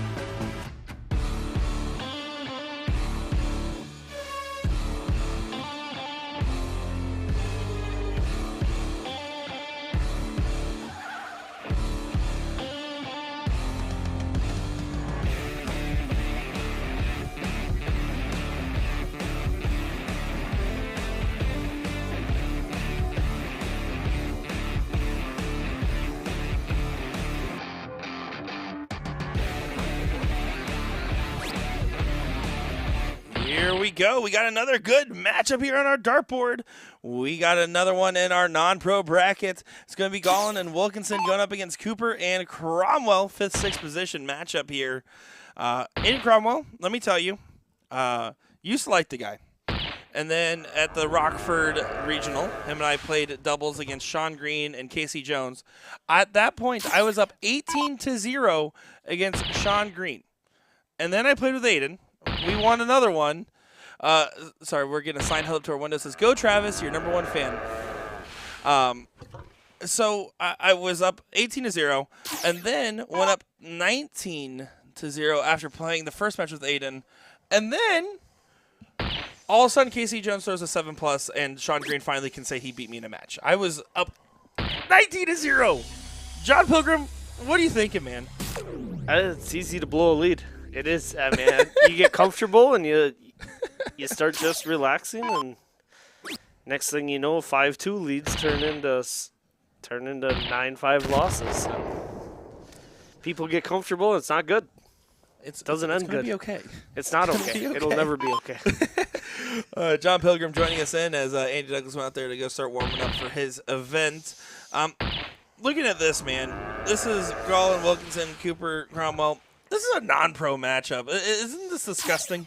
Well, it's Wisconsin is just Wisconsin talent is ridiculous by itself, and to me the non-pro and pro thing, it's interesting in darts because you got guys that can shoot phenomenal day in and day out. They just don't have the opportunity, or they choose not to travel to the events to make them a pro status player. Yeah, it's definitely curious to see with some of these guys, man. I mean, just knowing how talented they are. I mean, you see, again, Cromwell just at the Rockford. I think he actually just finally re-upped, but it won't go into effect till the next year.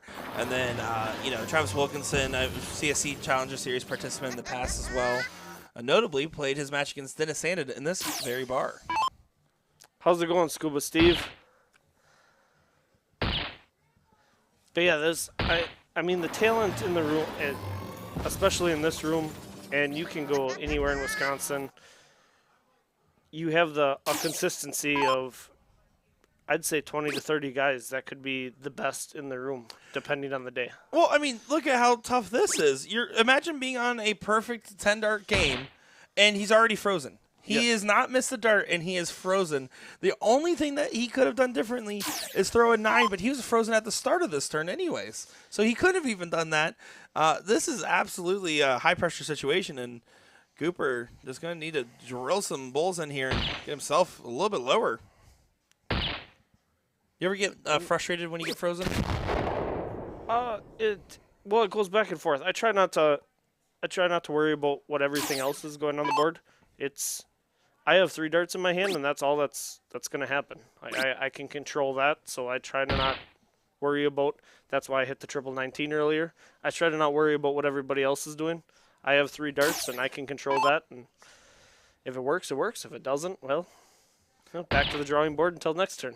Yeah, I would have to agree with you there. There's only so much you can do with all that as he does go ahead and hit the bull there, keeping that 50-point average. We're getting more signs held up. They're getting crazy out there. They found the crayons. This is bad. We're getting a Twerk It sign getting held up now. This is a mess. You guys always like this in Wisconsin? No. Well, so I'm more out east. I actually, it's kind of a little disappointing. I got told I was the Boston of Wisconsin because I'm close to the lake, and I'm out east in Wisconsin. I don't know how I feel about it. That one took me off guard. That was a new one today. Yeah, there you go. I that's quite the I would say insult. I'm not sure if it's an insult. Yeah, I'm not sure if I should go get my cockies. Get cockies. Single 11 for a 1-0 lead. It does go, and Gollin's been on a heater, man. I mean, the first time watching him was yesterday for me, but Doug was telling me that his kind of shot up out of nowhere lately and really raised his game up to the next level. And darts is, I mean, you know it as good as anybody. Darts is there is talent to it, and there's a strategy, but a lot of it's timing. Can you hit the darts when it matters? I mean, you could throw a 2-5 and win games, and that's awesome. But can you throw that double bowl to win a game at the end of the day. You can't teach clutch. That's what I always will tell people is you can be a very good thrower, but at the end of the day, those high pressure moments is what makes and breaks. Yes, absolutely. Like me when I crumbled against Jeremy Byrne, losing 8-4 on Thursday. He was playing reverse against me. And he still got you. Well, okay, he's played reverse the last 4 games, and I did win 1 of the 4, and I should have won 2, but I lost the other one. Jeremy Byrne is admittedly a active shooter. I, not so much. I mean, It was embarrassing. you're getting back into it. I've seen the DRTs. You're starting to bring that form back. Hey, I like to just remind people that I am just not a 2A like Sean Green. That's all I want, actually. That's actually the only thing I care about. And Will's really out of practice right now. He actually is still probably the best shooter out of all of us, not counting Mooneyham or Baggish, of course. Well, I don't know. I still consider Baggish a shooter and not an announcer. Let's get that out there. Yeah, that's fair. I don't think he can claim he's just a commentator all he wants, but he's addicted to playing. Oh, and the twerking sign worked. Oh, Sorry, jump scare. Don't careful if you turn around. Jesus. How's it going, Kurt? How are you? Let's try and change that subject. Yeah, and back to the match. Cooper's going to be needing to find some bowls here. He's definitely feeling some struggles right now, and that pressure only feels more and more the longer the match goes on, where you're just not getting comfortable, and he's going over on the bowls. Bail out, man. I mean, he finds the double on the last, but at some point you just need to maybe hit a different number just to give you a second to readjust. And it's so frustrating when you're one-holing stuff, especially when you end up high. And now you got a new set of darts in your hand. You're coming up for an opportunity, and you hit the 20 2 holes high. And now instead of thinking about the bullseye, you're worried about flighting off. Is that going to hit my dart? Do I need to move over? And I'm terrible at it. I almost talked down to myself like, oh, why would you miss high? Why would you put that dart there? And yeah, I get that there. Sometimes you just gotta. The things I say to myself, I always call myself an idiot sandwich. That's Yes. usually my favorite one lately. And I was talking to Bob before, and I said, if I would quit talking down to myself, talking poop to myself. See, I don't swear on stream. I'm a professional. That's true. I wouldn't know that. But if I wouldn't talk down to myself and relax a little bit, maybe I'd be a little better at this. But every dart I try to correct myself as I'm throwing, and then the arm is already going. The muscle memory is there. That's the biggest thing about this game is the muscle memery. That's it. And it's about keeping that positive mentality. And you can also be talking down to yourself and still be positive overall. Because at the end of the day, as frustrated as you were in that last match, for example, at yourself, you were still smiling and shaking hands immediately after it's over. So there's a certain nature of being fiery while also being sportsmanlike. Oh yeah, absolutely. And I'm probably one of you could talk to Matt Graff. Pang is in the chat. You could talk to him. I'm probably one of the worst losers involved. But there's enough respect that guys hit the darts. Whether you missed or not, the guys do have to still hit their darts, and they hit them. I will shake your hand, and I'll go pout for a little bit. But I'm more mad at myself. Because I know my capabilities. I know I can play with the best people. I think I've proven that. But I can also lose to somebody that picked up a set of darts yesterday, because it's all timing, and that's it. That's literally it. It's just darts at the end of the day, man, and that's all it's about. We were actually talking about you and Bob's dynamic when you guys were playing, where it was like looking at Bob and Scuba and comparing the Black Saddle team in particular. It's like, oh yeah, they're just nice, they're happy, they're relaxed, they're just throwing points, la-di-da-di-da, and then it's like you and Matt were like, oh, angry, we're gonna win, we gotta hit everything, and so it's funny how that balances out though. Yes, and it is something, because Bob and Scuba are so relaxed, and they'll tell you a little different if you talk to them, but me and Matt are kind of, Matt is pretty old, but yeah, I'm pretty I feel like I'm old, but I'm in the young group of dart shooters. I got the benefit of shooting with great guys like that, so it's kind of funny to me because I want to win. I don't want to let anybody down, and winning to me matters more than anything else. But at the same time, I look at them guys and they're smiling when they miss, and I'm starting to get that. And huge start there. That's, I mean, that wins the match. That's a Lincoln, you clutch missed it. start. That's And really what that was, I mean, just Cooper caught a cold streak at the wrong time. Cromwell played great. Really nothing wrong with that. There's a whole interaction going on between Travis and his fiance and the background there.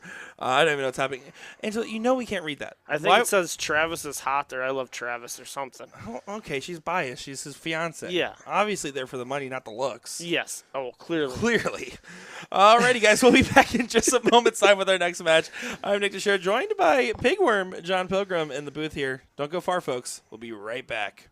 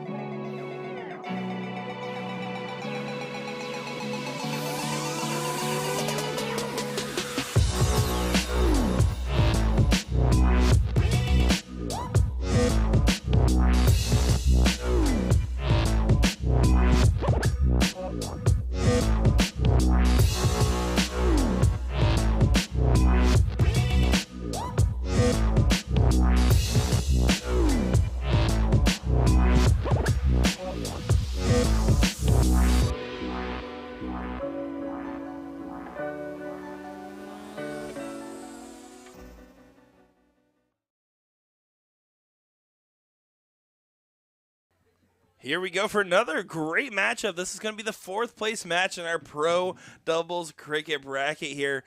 Underwood and Bobzine take on Pritzel and McCoy in what should be an all-out brawl on the dartboard here. I'm excited to see this one, as this should be a great matchup. Let us know who you're cheering for in this great field here. Winner of this will play Bob Anderson and John Pilgrim, which you just heard on the mic hanging out with us for a little bit. And then after that, the winner will play Nycannon and Jervis in the finals of our pro doubles bracket around here. So be some good stuff on the board, and I'm excited to see every bit of it. Hope you guys are as well. Looking at our non-pro bracket here, we are pretty far along. Let's just go ahead and get that one dialed in, locked in, and ready to go. Looks like the last 5th, 6th match is currently underway. Or just about to be underway. There's a little bit of a drag there. And then it looks like there's a person sitting in the 4th place match, which is going to be Gallwin and Wilkinson. And then Vandenheuvel and Hertzie sitting in 3rd. And then, of course, in the seat, Moore and Earl. On the women's bracket here, should be cruising pretty long. They are just now getting to that 4th place match, so we should be getting the finals of that here shortly. By the way, I just want to acknowledge Scuba Steve Diker saying, "I'm only smiling on the outside, LMAO." That is the realest comment of the day. You get the realest comment award. Congratulations, Scuba. Right now, it's hard to imagine many teams getting through Pritzel and McCoy. Just with how tough they are. But if there's a team to do it, this is going to be the one. I think Underwood and Bobzine are kind of due. Bobzine really, in my opinion, last night should have been in the finals of our pro bracket and missed a single 16 to let Tyler Hensey run away with it there. Underwood is kind of also just due because his form has really been good as of late. He's been putting up good numbers, having good results, and I'm really curious to see if he's able to get some results today. Let us know where you're watching from and where you're tuning from in the chat. I know you guys are out there. Come say hello. We see Brandon Thompson in the chat, Missy Kuiper, Keeper in the chat saying, "Get it, Carter." Appreciate all you guys coming in and hanging out. Kelly Geis earlier, East Shore Bully House, and a bunch of others. Thank you all for joining us.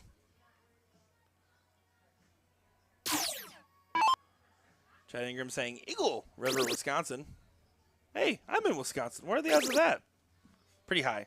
With my line of work, actually. Extremely high. There's a lot of things in Wisconsin, like darts.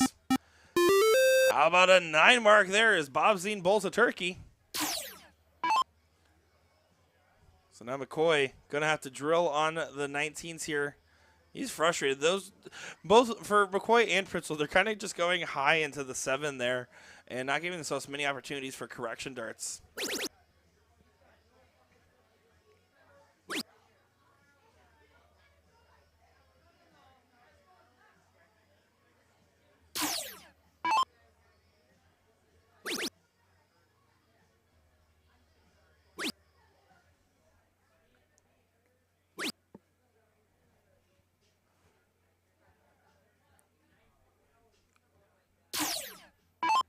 So now Pritzel here is going to have to try to get a number opened up for his team. Going to be trying to dig deep on getting a new number. Does find 7 there, so keeps them in the running. Somebody's saying, at home, 5 minutes away from the bowling alley. Hey, get on over here. What are you doing? We're right here. You get, it's open. Come on in. Billy's saying, watching from South Dakota. Appreciate you tuning in here. As, we get another 9 mark, and Bobzine throwing some great darts there. He's been electric as of late on the dartboard. And when he's on, I think he's one of the more I honestly think Underwood and Bobzine are both pretty underrated players outside of the state of Wisconsin. If you're here, you know the guys. Don't get me wrong, but just guys that really get big results and big wins. They're just phenomenal shooters.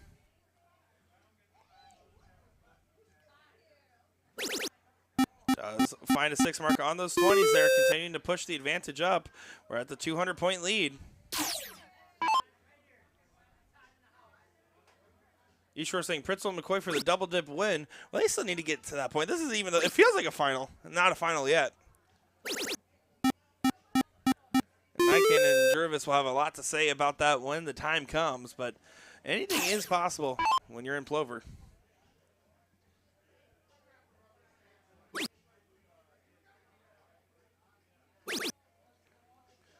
Eric does get the close and then finds the 16s. He is in top form. Currently combined average for the team at a 5.86. First leg pretty much set to go in the way of Underwood and Bobzine. It's going to be about how Pretzel and McCoy bounce back in the next leg here. Even with McCoy finding perfection. Does find a 3 in the bed there. Bringing it back within striking distance, but he has to hope for an error from Carter. As long as Carter gets the 3 at the close, he'll be A-okay. The 25-point difference. Stays on the bull. And nails it there. Underwood and Bobzine, 5.88. Beat out the 5.71 from the other team there. A class act and top performance in our losers bracket matchup. This is insane that this is a losers bracket match. Bianca saying, Bobzine holds his dart like a Spellman. I'm gonna have to take a closer look at that. I'm curious. Now I'm thinking about it, so I'm gonna take a look. I'll be the judge of that, Bianca. All right, I'm just kidding. I appreciate the comments, and thank you for tuning in once again.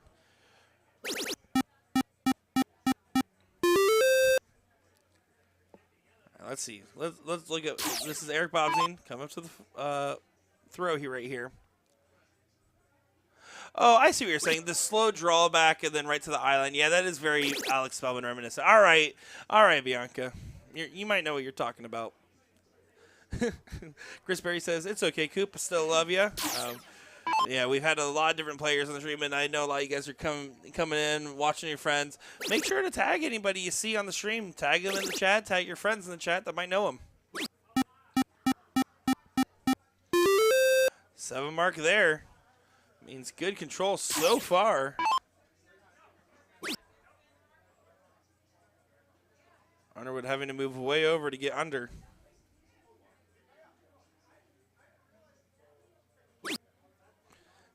Gets 2, so no close there. Now McCoy, the realest of them all, going to try to get the close here. Oh no, huge misstep coming in. Needs the bail. He stays. And the only reason I say that is because if he hit only a single there, that's detrimental, but he does find the trip, so does get away, and that was the bare minimum on the turn, is getting that close there.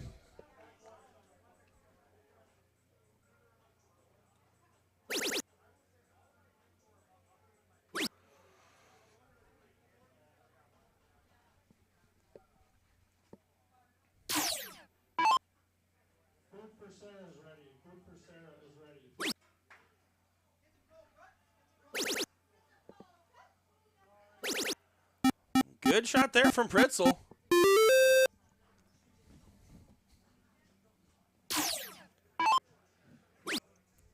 Underwood's just going to try to continue to make a stand on the 16s here. Only so much you can do.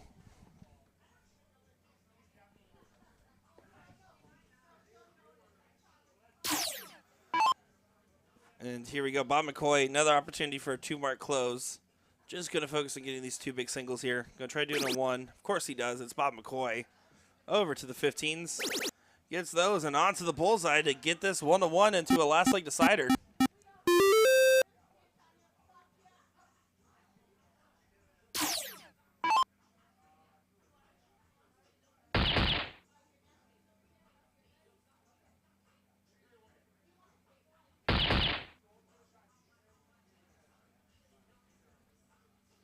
Four bulls there.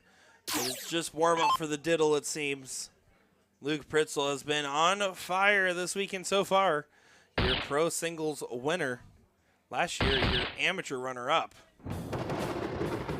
The board, you saw he was throwing, not sure, because he was just autopiloting, and the board did not immediately show one. It kind of hesitated for a second. He had a little bit of a laugh about it, but we're 1-1 here, and now it is time to see who wins the diddle, and that might be who decides the match win here. Simply put, these are some tough teams, and that's a big mistake there from Underwood. Pretzel gets a single. He kind of scoffs at it almost, saying, oh, that could have been worse. That could have been better.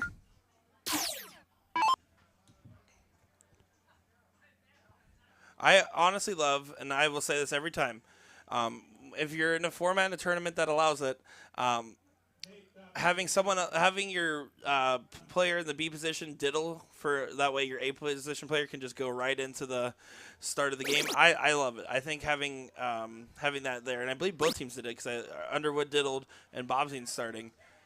I'm a big fan of having a different player diddle that's not the player going first. Because you're asking yourself to hit one more perfect dart. You have to hit one, and yeah, sure, you can. The diddles are a little bit more open. It's not does not need to be as perfect, but they're very meaningful. So having that change up in dichotomy is certainly interesting. Bobzine finds a 7 to answer the 7 mark from Bob McCoy. Lots of Bobs going on right now. Bobs are in this time of year, it seems.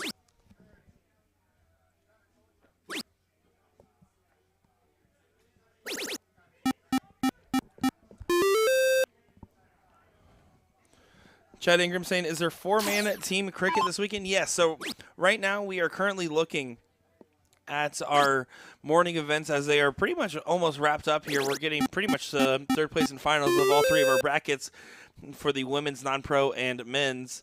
And then after that, right now the Pro-Am just started 19 minutes ago. And in another 10 minutes here, we're going to be getting the non-pro singles 0-1. And then in 30 minutes, the women's doubles 301. At 7 p.m. and 8 p.m., the men's and women's team cricket, the men's and teams 501 start. So no cricket, it is 501.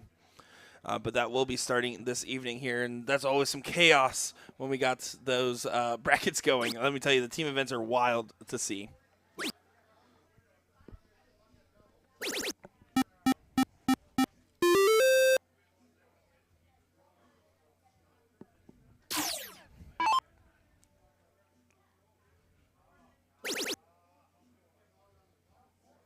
Oh, Pritzel, look at this. What a shot. Finds a 9 mark there. He says, I don't care about that 47-point difference. I'm going to grab that extra number. Big risk, but big reward. Because now if you chase the 8 mark, it doesn't really help you at all, knowing that you're just leaving your opponent a 6 mark. And Underwood bagels at the wrong time. Luke Pritzel, Bob McCoy can run away with it here. Point lead to try to be regained.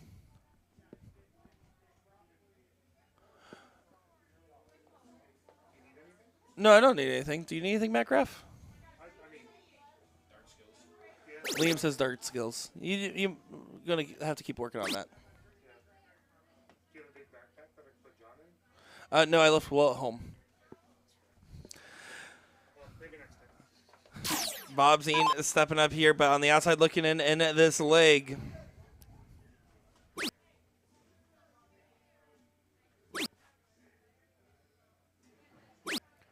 Yeah, just 3 there. This might be all she wrote for those gentlemen. But this is a 4th place matchup. So just shy of starting to get to the bigger payout increases. But the winner of this does play Bob Anderson, John Pilgrim in that 3rd place match. Oh, coffin shot there from Luke Pritzel. Big, big shots.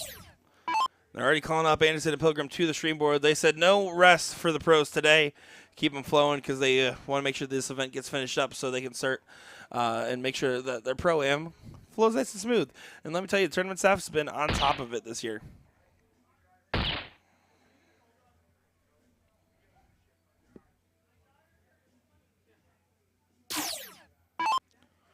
One bull for McCoy. And he does it there. Him and Pritzel will move on to the 3rd place match. You can see lots of love and respect. Bobzine and Underwood just caught a cold spell at the wrong time in that match, but there's nothing to be too upset about, man. I mean, it was frustrating, but they showed in that first leg how dominant they can be and how dominant they will continue to be. And we're not going to go far, folks, because Anderson and Pilgrim are going to be right around the corner. They're going to be walking right up to here. I can already see Bob walking up over. So we're going to be back. It should be about maybe 4 minutes, maybe even less before this next match starts. So really don't go far, folks. 3rd place match, Pro Doubles Cricket. I'm Nick DiChiria in Plover, Wisconsin, covering the Doug's Sports Pub Darts Championship 2024. Don't go far, folks.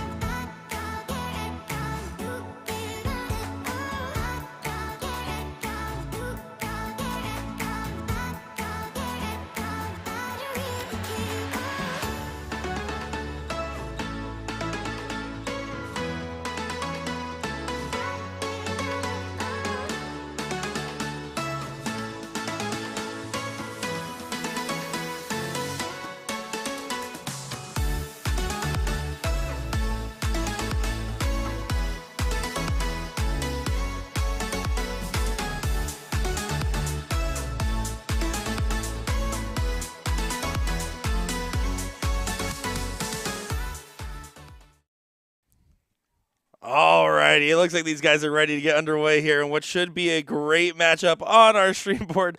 As I turn around, I'm like, boys, I'm standing out here. What's going on? Let's get going. You can see Pritzel had to stand all the way over to get that bull.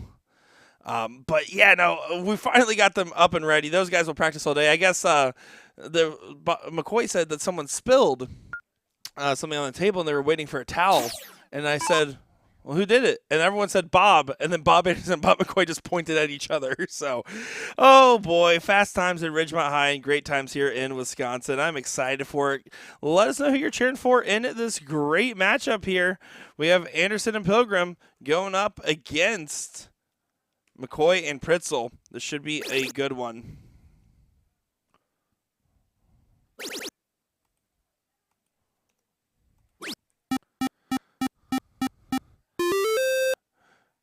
Listen, calm it down, chat. Calm it down. I understand. It's on me. I should yell at them, but I did my passive-aggressive stance. I didn't want to get too aggressive yet. But no, jokes aside, these guys are also just having a good time. Everyone's kind of getting caught up, telling stories and having fun. And it's kind of hard to take away from the spirit from the dart tournament when everyone's just having a good time, really smiling, waving, and enjoying the small talk and hangouts. Been saying, do they have non-pro tournaments at this one? It depends on your definition of non-pro, considering how tough the bracket is. But yes, they do run non-pro events, pro events, and women's events. The pro events are dictated by if you're on the Arachnid pro list or an in-house pro list that they keep from this tournament as well. Jamie saying, Nick, sure, when you come into Green Bay, I do believe, it's not guaranteed yet, but I do believe there's a strong chance I'll be at Whammo this year. So...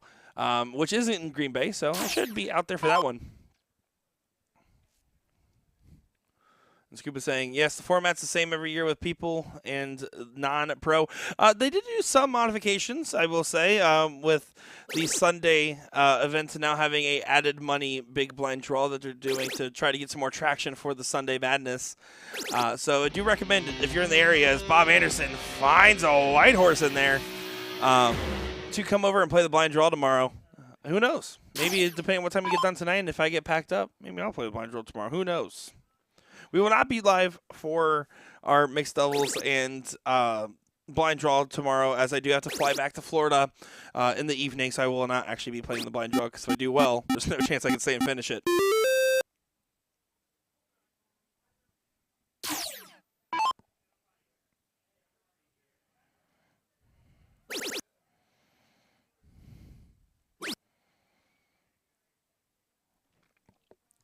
So far, it looks like Pilgrim and Anderson doing a good job of holding good form in this leg. They were not happy with their previous attempts. You saw we had Pilgrim hanging out here for a little bit.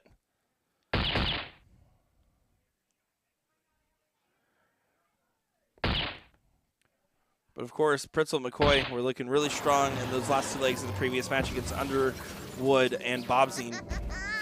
Ben Lambert saying, Nick Sherry, you come to the 46 Lime Kiln Grand Dart Tournament. I did just get a flyer for that tournament. I do not know my availability yet, but that is February 21st, 22nd, and 23rd there. If you guys are interested in that one, that's going to be over in Green Bay, Wisconsin.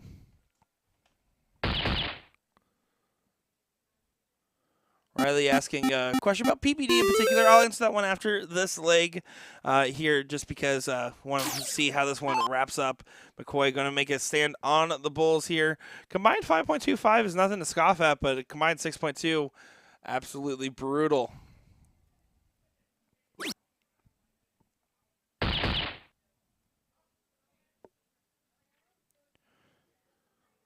But here we go. Pilgrim just needs the one bull here to get the first leg on the board and get one leg away from getting to the finals.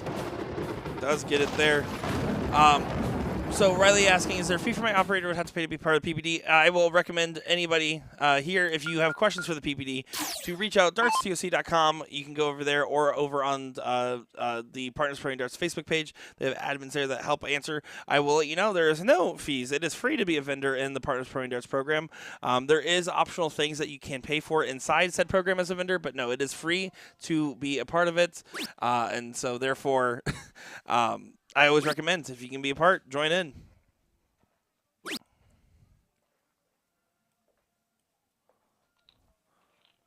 A little bit of a lax opening there. McCoy not going to be happy with that one. Let's see what the debatably better Bob can do. I didn't say that out loud.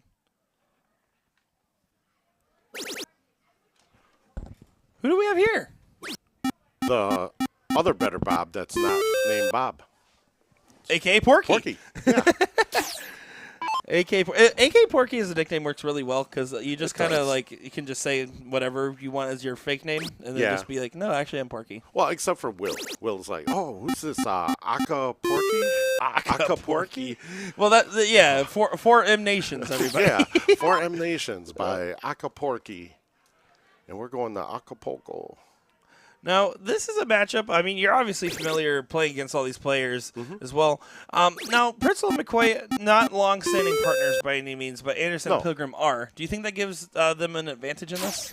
You know, it does, but, Pritzel and McCoy did play last year together, and not in the Pro-Am, but in the four-person team. So it worked out pretty good. So they are a little familiar. Sure. And, just knowing them both personally, they have great chemistry together. You can put two of the best shots together, and they're not going to have chemistry, and they're not going to win. But, yeah, chemistry definitely plays a pretty big role in it. Bob and John shooting team together. Usually it's Bob and Scuba, or John and Matt Graff. Yeah, but Scuba doesn't like us anymore. That's why No? he's not here. That's why you're that's the better all right. Steve. Yeah, I am the better Steve. And the better Bob. You have Yes. a lot of I'm the better betters. Asian Steve than Steve Diker. There you go. It's a very thick competition out here in Wisconsin for that title. It is. It is. Oh, Pritzel in a little bit of trouble right here. I mean, down a leg here. This is to get in it to the finals to play Night Cannon and his partner, Jervis. Yeah, that's going to be a good match, too. Yeah, I know Night Cannon was here watching, waiting for this one to get going here, so he's been scouting his opponents a little bit. Oh, yeah. He wanted redemption. He said he was very disappointed with how he played on the stream board. I said, I understand being disappointed, but you still Yep. made a final. Yeah. Oh, yeah. And Scuba says, Porky, you're the older Steve. Yes, I am. I am the older Steve also. Winning all around. Age, looks, intelligence. Wow. Bob's thinking it in. Now, you've been getting more and more into doing some commentary in the last 12 months here. I mean, between Monster Live and Yeah. doing gigs with PPD and gigs over with USA. Have you been enjoying that? I do. I enjoy it. Not as much as the other Filipino guy, Danny, is going to enjoy it. But, I'm still going to play. I love doing both. And heaven forbid that day come where I can't throw a dart anymore. Then I have something to fall back on. And see, I'm the other way. I'm like, heaven forbid streaming goes away. But then again, I can just go back to being a player. Yeah, but streaming's not going to go away. You got to bring it to the people that can't make it there, and it's here to stay. So what you're saying is I'll never have the opportunity to go pro. I'm the biggest what if in darts, maybe. Oh, yeah, You absolutely. look at this and you're like, well, he does have the dart player's build. Yeah, exactly. 3 bulls needed for a 2-0 win here, and what I would be honest is surprising. I would expect this to go the distance, although I could have seen either one of these teams winning this one. Yep. I expected ours to go to the distance, too, and they just whooped us 2-0. Yeah, I told Garrett the biggest thing for him is the fact that he didn't trim up the beard there. It was making him unbalanced. Dude, I forgot my razor. That's it? I went to go shave my head yesterday morning, or last night before I came in. I was like, I can't believe I forgot my razor. Oh, maybe I should silence this. That's okay. I like hearing all your phone notification Oh, yeah. noises between Jeopardy and PDC and Yep. everything else. You know it. Just 2 bulls needed here for Anderson. Needs to be careful about this one, though. Knowing Double that bull first dart? Nope. No. Dang it. You cursed him again. There it is. Does get it done there. That's going to be a 2-0 win, and they're going to be getting our finals up. Night Cannon and Jervis going up against Bob Anderson and John Pilgrim. A rematch of the seat match here, so I'm looking forward to this one. It's going to be good. All righty, guys. Well, Porky, Yeah. where should I get lunch today? I haven't had lunch yet. Dude, Quick Trip. Quick Trip? No, I had or Quick Trip yesterday. They got good food. They got here, good though. food here? Oh yeah, absolutely. Otherwise, this place right behind here, they have like cheese fries I that are tried it amazing. last year for the. Oh, I never did you? had cheese fries Oh, yeah? before. Okay. And I was like, when it was Jordan Zemansky and Giles Wilkinson, they were like, "Oh, you come over, get some cheese Yeah. fries." I'm like, "Really? That's what we're doing?" Oh yeah, it's good. And then I went over there, and then I was like, "Oh, that's not what I thought those were. Yeah. That is not cheese fries. That is cheese fries." Yeah, we do it different up here. And then Fang in the chat saying, "John who? Go Hun. Go Bob." So I want to be honest. I think Bob and Fang are a little bit closer than I thought they were. Yeah, I think so. And then good job, Pigworm and Bobby. As you can see, he actually says pig work. So I'm also the better speller of the Steves in Wisconsin. Wow. It's because he probably wasn't wearing his glasses. Although you aren't either. I see you squinting at that screen over there. I get a glare. I was getting a glare on these boards. Really? So that's why when I shot my first match yesterday, I was like, these got to come off. So, Porky, you winning on Wednesday, or are we going to get another week at darts? I am hoping to win, but Nick is a beast. I am. Hence the nickname. Oh, you meant Nick East. Yeah. You're a beast, too. Oh, appreciate that. I appreciate that. I like to think that I could get top 32 in Division 2. And you're okay in darts. Oh, the most okayest. Yep. What's up, Josh Brand? Miss you too, buddy. I'm going to start traveling for steel pretty soon, so maybe I'll see you a lot more often. Yeah, it looks like these guys will not waste too much time here. I know Daryl was pretty much just chomping at the bit to get this one going and kind of get ready. Oh, yeah. And Jervis was nearby as well. And, of course, Anderson and Pilgrim. I mean, you know Bob. He's going to be over there talking someone's ear off for like 30 minutes. Yeah. He never stops talking. Yeah. Oh, yeah. Him, Jeff Johnson is bad about it, too. Oh, my God. Yep. Oh, my God. It's another, loud person. Just too much talking. Scuba says, "Porky, tell the truth. You have Yep. glasses because of that time, because of our talk that time after our CSE match." Yes, actually, that is very, very true. And then I got my glasses in January, and they do make a difference. But the only time it really bothers me is when I get that glare. That's like what I did at KDC also is the matches that were off the stream boards last weekend. I played with the glasses, and then when I played on the stream, I took them off because the glare from the two lights up above. Interesting. Yeah. There. I mean, it's clearly glasses can make a big difference for some people. We saw it with Trisha Romero at Filthy Assassin. She had new glasses, and then we were seeing some vintage Romero darts. Oh yeah. Yep. Absolutely. Turns out, looking what you're aiming at does help. Yeah, it does. It's Bold good move. to keep your eyes closed or eyes open sometimes. I should try that sometime. Keeping the eyes open? No, closing my eyes on a diddle, like on the stream, so you guys clearly see that I have my eyes closed. So that's how I feel sometimes. When they say no look, that's not. They just mean when you look away. You don't have to that's close what, your when eyes. you look away. So it's kind of like at the last second. Is it truly a no look?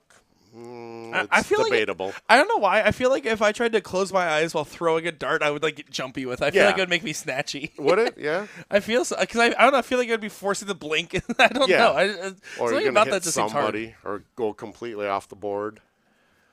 Well, here we go with our diddle. Are you playing the Pro-Am, by the way? Yes, I am. Who are you playing with today? Playing with Smooth. Or what do you guys call him? Smooch. I'm playing with Smooch. Smooch. Yep. Smooch and Garrett's going to play with Filthy, and we are on hold. Garrett's going to play with Filthy. Yep. Yeah, Filthy's a non-pro. I mean. You ever see him shoot? Yeah. Yeah. But you practically like finger bang from the line. Yeah, he could. He could do a lot of things up there, being that tall. Yeah, I guess you're right there. Yep. Well, here we go. This diddle is going the distance as it looks like we're going to get 6 darts in the bowl here. That is, I don't even know which dart is which at this point. I'm surprised that they can. See, what they should do is get 4 different color flights. 3 in their case. Dart Militia formations. Oh, look at that. It's hanging. It's not even in the board. We got a hanger. What's the ruling on that? So he has to remove that dart without moving the other darts and then rethrow it. But if he bought a set of the Formations. formations, he would have 4 darts already and just be able to throw right through it. He's trying so hard to pull it out. I know, without readjusting the flights there. He just ripped the flights. He said, no. he said, "You're going to be mad at me. I ripped the flight." Uh-oh. What is happening? This is chaos. That is very different. John, move your head. We want to see the board. I can honestly say I've never seen that happen on a diddle. No, this is awesome. Yep. Guys, this is better than the finals that we're about to get. I feel like this is incredible. So here we go. Let's see what ends up happening. Yeah, he's going to have to throw right through it. See what it And does. hopefully reach the board this time. It got caught up in all that traffic. This is an intense diddle right here, folks. Dwayne can't zoom. Yeah, I know, right? Ooh, Did he get it? I think so. That went right in the middle. He said he got you by a hole. And Daryl's like, Yeah. "Oh, yeah, let me see this." Yeah, punch him in the face, Daryl. Yeah, Trevor pointing out that Tyler and Luke had a 6-dart diddle last night, too. That is true. They did have a 6-dart diddle. And then at one point, the flights crossed, and Pritzel slapped the flights and uncrossed them. Yeah. But then realized that it was a tie, and everyone's like, "Oh, that's a forfeit." And they laughed it off and continued the diddle. Yeah. Well, here we go. It does look like Anderson and Pilgrim got the start. And, John was doing all the diddling, and Anderson's doing the starting. Do you like the inverse of having one person diddle, the other person shoot? Oh, man, I completely disagree with that. Really? Like, no, I diddle, and then Garrett starts. Oh, okay. Of course I like. So, if you go back and review any of these videos that you guys commentate on and you edit all of them, you would see that that was the case. But yeah, I do agree with it just because it gives Garrett a little bit of time to kind of calm down. Sometimes when you diddle, the adrenaline kicks in and stuff if you win it or if you lose it, So with the diddler not being the person that starts, that person that's starting kind of has that extra time to calm their nerves or whatever. I wholeheartedly agree with that. I'm a big fan. I was talking about it earlier on the stream. I think it's a great way. It also just is one less dart that the person going first has to hit, right? Yes. Yep. It's all about hitting that such a good open, but it's the same thing like when we get into like those PPD remote diddles and some of those online tournaments where you have to do 3 darts there. Yep. There's no chance I can read that. Oh, it looks like Porky has a match. I think our match is on hold though because Filthy and Smooth are still playing the Pro-Am or the non-pro doubles. Let's see. Taking a look here. How about a turkey on a dartboard from Jervis? That is pretty good shot. You allow it? Yep. Oh yeah. Let's see. Bob here. Gonna have to try to get these 17s online. Oh, board 26. Oh, hey, you're right next to the stream board. Yeah, so Be able to watch we'll it see from if here. Justin shows up because I can't look at the bracket for the men's doubles here. Non-pro. Daryl's going to step up with Bob only having the 2 singles on the 17 here. Expect Night Cannon to fire away and just run away with this leg. Yeah, he is. Yeah, How about he's a not 7? He's not messing around too much. No, not at all. Not at all. And, Pilgrim's thinking, man, I did all that work on the diddle for me and Bob to not find the trips that we were looking Right. for there. Case in point, like when I diddle and Garrett is usually, that gives him time to concentrate on going at the 19s after I diddle because You lost. usually you lose it. Yeah. That's fair. Yeah. Well, Garrett, he loves having you diddle, lose, and then go 19s. That's actually something he says every day, probably. Yep. I'm sure. It is. It is. Jervis, 2 15s, does get it on the last dart there. Massive advantage, 4 numbers up going into the bowl. And your seat holders are going to go up 1-0 in this final. They're a tough team. Like I said, I don't underestimate those guys just because they don't have the same level of national attention that some of these traveling partners do. Does not mean that they don't have the game. I can tell you, I've seen Night Cannon play. The first time I met him was 2023 NDA Team Dart, and he was an absolute beast.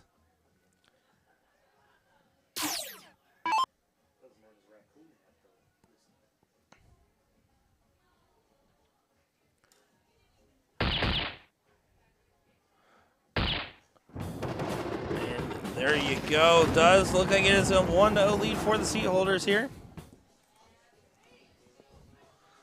And now we're going on to the next leg here. Yeah, Filthy's still playing on board. Yeah, 10, that's by what the I way. figured. Yeah, so we're on hold. All right, thank you. I You're couldn't welcome. find that chart. It's okay. I saw you struggling. I was going to let it play out. Then I realized it I might don't take have a my while. glasses on. Yeah, you don't have your glasses on as we talked about, and I kind of felt bad. I figured I'd join in there. Well, thank you. That's Thank okay. I love helping my grandpa. you. Oh, thank you. Papa. I am kind of your dad's age, aren't I? How old are you? I'll be 61. My dad's turning 60 in May. Oh, is he? Oh, Yeah. jeez. Yeah, I'll be 61 in 10 years. Night Cannon. Can Way you? over your head, huh? No. I said I'll be 61 in 10 years. Oh. And you had absolutely no reaction Yeah. to that. Yeah. So in improv class, they tell you yes and. Oh, yes, Yes and. and. Yeah. Just yes and. 5 mark followed 5 mark. This is definitely more the performance you'd expect from John and Bob. John switched darts 3 different times today.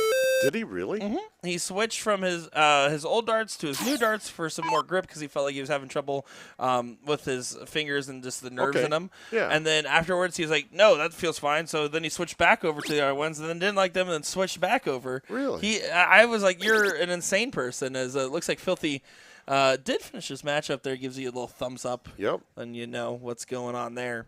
Well, I'll have to go talk to Bob after they get done with this match and see if we can get them switched over to those formations. Man, you are just going to shameless play. Listen, as long as we're buying Will Stewart Colonial darts, Yeah, life is right? good. Yeah, please yeah, sell, yeah. please buy them, Yep. please. We have so many. Colonial. Colonial. Yeah. Will Stewart's Colonial. No, you mean the Mark McFadden Yeah, brand? yeah. That's the one. It's okay, guys. It's okay. And we'll say formation's the official dart of John Huseman. Look where that got him last Wednesday. Top 3, baby. Yeah, top 3. 0-1 Yep. with them, but it was top 3. Oh, yeah. Night Cannon finds a 5.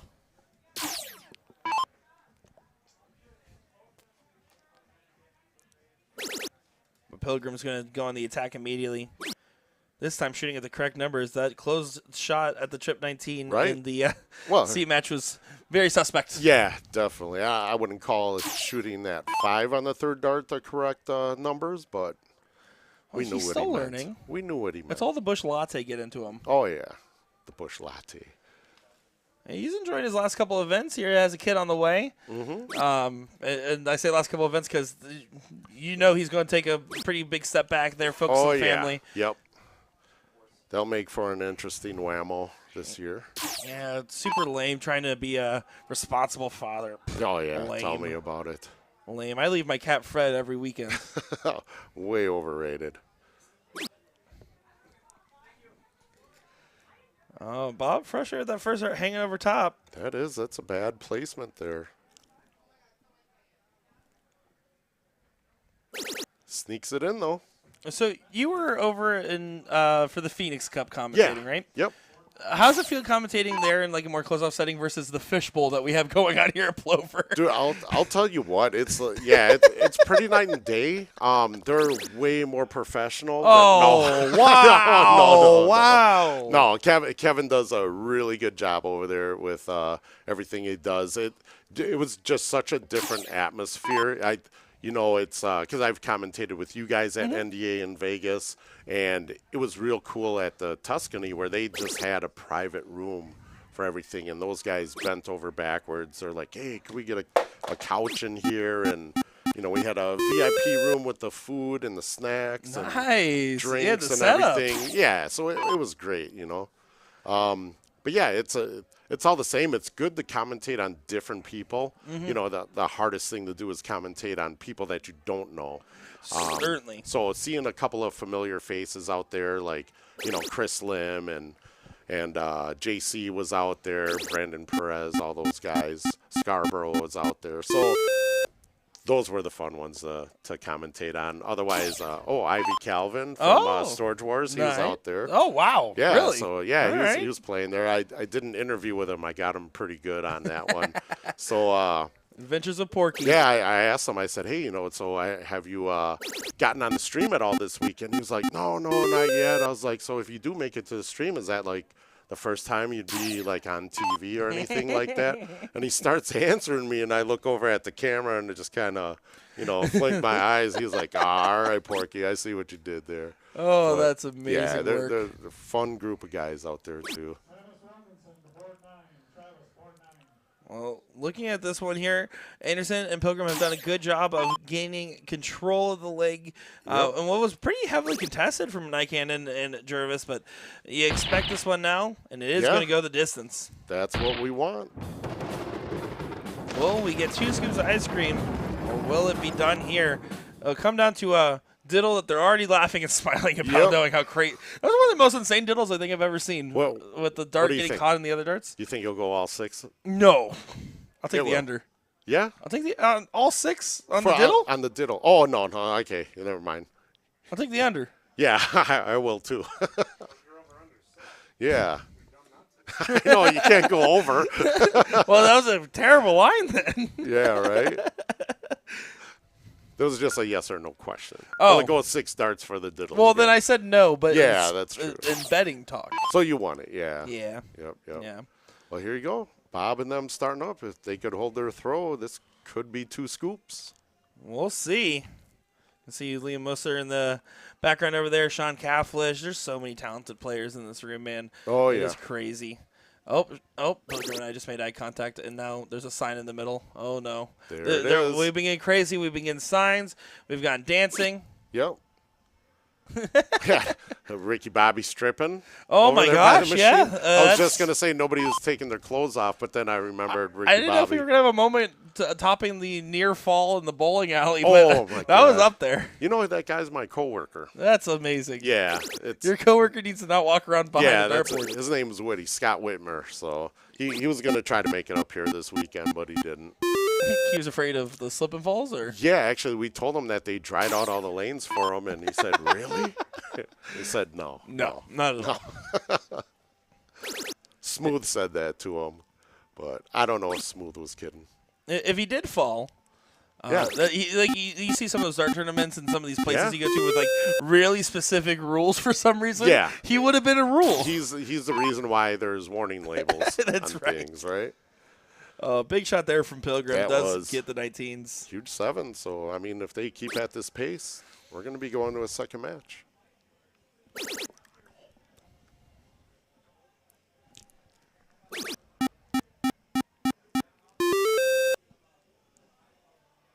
Well, that was a huge find from Jervis there, right back. All right, I guess I do got to go shoot. They're going Oh, to the have us big play boss. our match. Yeah, the big boss got to you. Yep. He said, you better get going. All right, we'll see y'all later. Well, finally some peace over here. I was afraid he was going to find my snack bag. He started looking around for it. Good shot there from Bob. Takes advantage of the fact that Jervis played an aggressive shot. Bob, being a conservative player, is fine with finding a new number and pointing on it. Nikan will have the opportunity to do right back. Was looking for a 9 here. This would be quite the time to do so. Doesn't happen. And just a 4 with the last start hugging the top wire.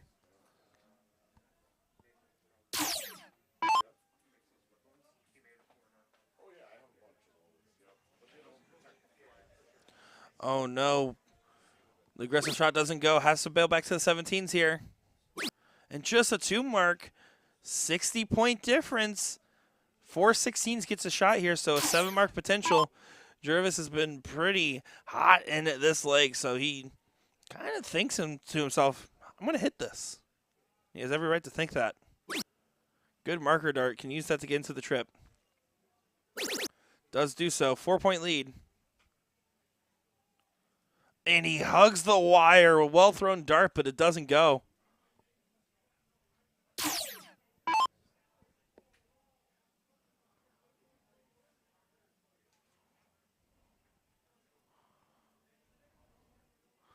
So now Anderson going to be trying to load up these 17s here. Expect him to stay. Gets away from him a little bit. He's moving over. Now he's definitely going to stay for another one. 47-point difference. And that's huge. If you don't hit at least a single there, you're in a lot of trouble there with being a 47-point difference. 48 is a significant increase. It lets you have your opponent have to hit a 7 instead of a 4.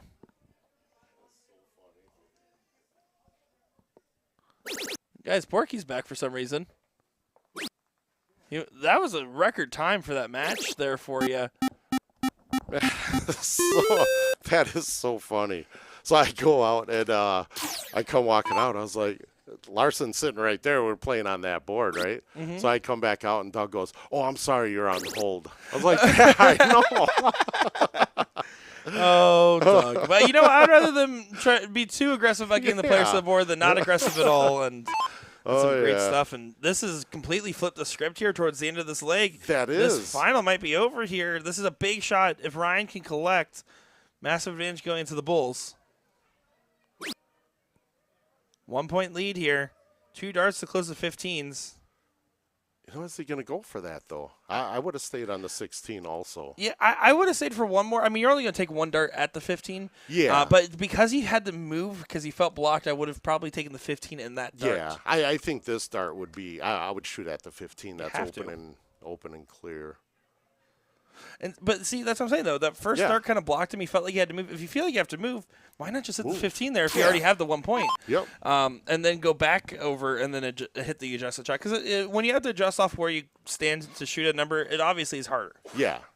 I mean, bottom line, though, you got to hit it, right? That is true. Yep. It turns out the best strategy is hitting what you're aiming at. Yes, absolutely. I'm trying to tell Will that for years. Wow. Just 2 marks there from Bob. That's going to be another frustrating moment. Handing the opportunity back over, and you don't want to keep playing hot potato with a shot like this. No, not at all. Sorry, I didn't mean to say potato in front of you. Well, you didn't say stuffed potato or loaded potato. Both nicknames I had in high school. Oh, yes. Oh, doesn't go in the last start, but that was a great swing there. 35-point difference.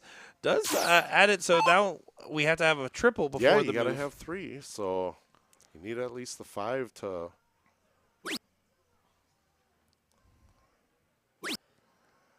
Once again, not finding that trip. Does get there in the last, but 40-point difference here, so leaving a 5 mark for your opponents. Trip 16 for 2 15s. This is where you got to outweigh the risk and reward part of it. And just throw. Yep. I always like the risk. Here we go. Over to the 15s. Don't go double. Don't go double. Oh, thank God. Look at that. Double would have went in. No, it wouldn't have. Maybe if he was Maloney, but you always go trip. Always is a very strong thing. Not always, except for the win. If you're going, you could go double on the win with the last card. That's fair. That's fair. I would take a swing at it. He does take the swing at it. Is he going to stay? On the triple. Oh, Bob Anderson with a double. Bob. Bobby. Game shot's still in the hands of the other team, though. Double for single 15. Oh, boy. Ooh, did you call it? Oh boy, single 15. And he gets it for the win. The MVP right there was you for that call. Oh, my goodness. Good. No, what are you talking about? I don't have to, that double. That was all Daryl. Come on. That was a great shot. You called it, though. That's my job. You put it in I did the my universe. job. Man, that was was good. That was really good. Oh my goodness, that was a great shot there, and a Unreal. little bit of a heartbooker for Bob and John that kind of expected to is. have that opportunity. Yeah. But that 16-15 battle was just back and forth, back and forth. Look at Daryl. Oh, nice game, guys. Where's my coat? All right, I'm going outside. Yeah, okay, See you all right, guys later. good shooting, guys. That was I'll pretty good. pick All up the right, money that sounds later. good, man.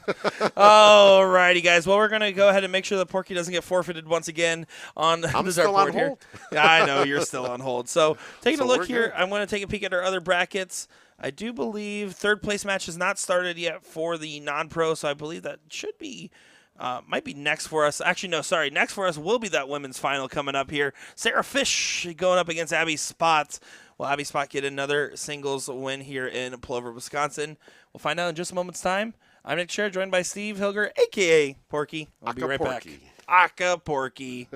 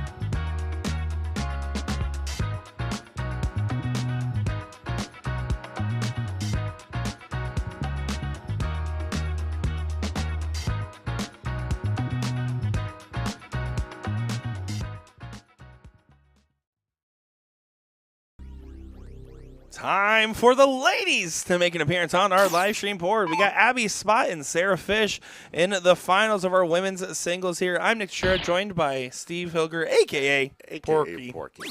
Yes. Porky, Yes. tell me a little bit about Miss Sarah here. I'm not as familiar with her. I have seen her before, but I don't know if I've ever got a chance to commentate her matches. Do you know much about her?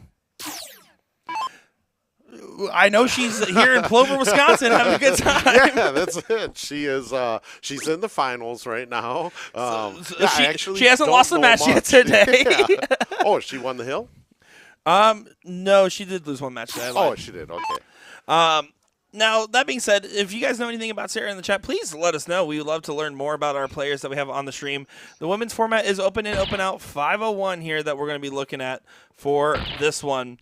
And so far, she's throwing some pretty good darts, finding a hat trick of her own here.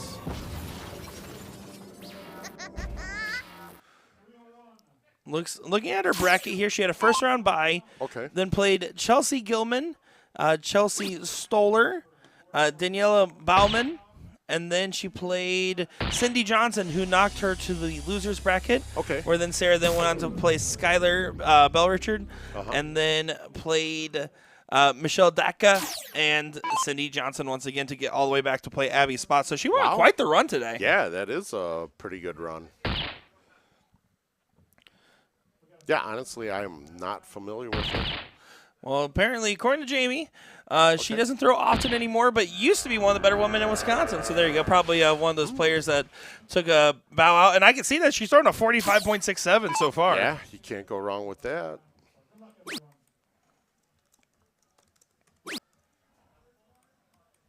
From Green Bay, she doesn't shoot much, but incredible shot. Thanks, Kurt.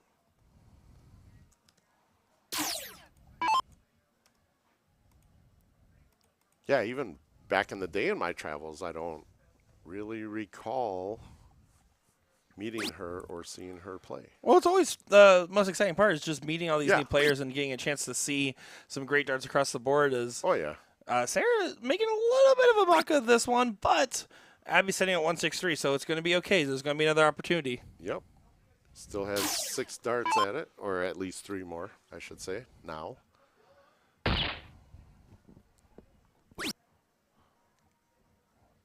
And Abby does do a good job of getting herself in range. I mean, last year I believe she went perfect in her brackets. Did she? Nice. If not, she was one event shy of it. Okay. Abby made eye contact with me. I then tried to blow her a kiss. She then rolled her eyes and turned Rolled around. her eyes. That reminded me of high school. Oh, Sarah looking at the bowl to wrap up game 1. One dart in hand. Nails it. Very, very well. Good shot there. Now, let me ask you this, Porky. Okay. Do you have so obviously when you're playing a top shot, when you're playing, in the CSC, for example, Yeah. you're playing against opponents that have to push you to your best no matter what. Yep. Do you feel like that is? Do you struggle when you're playing other kinds of opponents of different ability levels, or maybe you're not as familiar with? Do you ever have trouble locking in depending on opponent specifically? No, I mean, not really. I mean, I think sometimes I'm guilty of underestimating my opponent if I'm not too familiar with them, but everybody does that. I just got to learn not to and just bring it to everybody. But if I know that person, I know they're not as good as me, I still, I show no mercy if I can, Yeah. So, I can understand that. It's definitely one of those things where it's a hard situation to find yourself in. Some opponents people play better against than others. And I know, for instance, Abby has talked about it in the past where she says that she actually struggles playing in women's matches more than she does playing against men. Yeah. She will always prefer playing against men. I think that's the I'm a woman that wants to beat a man mentality as she nails a hat trick and you're saying, I don't struggle that much. I was just going to say that. Yep. you bring that up right when she hits a hat trick. So well, she maybe probably you're knows. lying to me about that. What I am making sure a notable liar, a cheat, a fraud. Oh, yeah. Yes, absolutely. I've seen that match with you and Will. Yeah, that's You're fair. definitely a cheat. I still want it, though. Listen. He says play on the steel board. It'll be all different. Yep. Go ahead. I bought his darts. I'm going to beat him with them.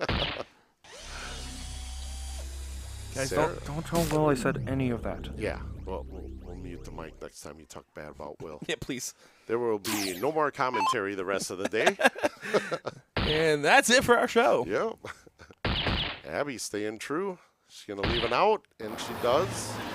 Back-to-back hat tricks as we got the cheer squad with Marquise and Skylar back there from before they were having fun yesterday. Oh, yeah. Sarah's going to have to get down to an out to force Abby to take a shot at the 171. I'd love to see it. Yeah, low ton with a good fall. That's what you're thinking here. Hat trick even better. Yep. That's a good fallout. That's eligible. Now 2 bulls. Or are we going to play a game of 171? Abby starting? Nope. No. So- Commentator's curse. Yeah, so when you have to ease wait. in, you have to add a little bit more of a question mark there, okay. emphasize, Oh, or else yeah. the darts just won't listen. Build it up a little better. Yeah. All right. Like gotcha. the double bull single Oh, yeah, 15. yeah. Just use that. Copy That my was- homework. Look at this. Never mind. And, you gotta say, look at this. You just scared the dart again. Should I But do it like Will, like change my octave and everything? oh yeah, where he Look goes. at this. Yeah, Will goes all over the place. Yeah. I love him. But 80's not a gimme, so it's about setting yourself up with an opportunity to really put some pressure on that. Yep. 93, not an ideal lead, but you have to stay true on the bull here. And just a 129. So 80 will get an opportunity from Abby Spot here. 80 Abby. Bull for 215s. 18 for bull now. Yeah, that's tough. 15 to leavable now. Lorraine saying, please, can you tell me what points is the black in the middle of the scoreboard? First time I've ever watched it. So, yeah, if you're watching, if you're one of our international viewers that is new to looking at soft tip dartboards, so this is actually a G3 Fire board. So the outer bowl red and the inner bowl is black. But they're all 50 points here and soft tip darts here for this format. So the single bowl, the double bowl, or the bull and bullseye, if you will, are all 50 points. We always got to And remember. from Wales, UK. So Yep. there you go. There you go. Yep. Thanks for tuning in. We always got to clarify that because in steel tip, the bull is the double bull, what we would refer to as the double bull. Exactly. Otherwise, the red is just 25. Well, double 16 does go. It's 1-1 here in this finals of our ladies event here. Now on to the diddle. Sarah to show first. And we got a napper out there. Yes, we do, and it's not me.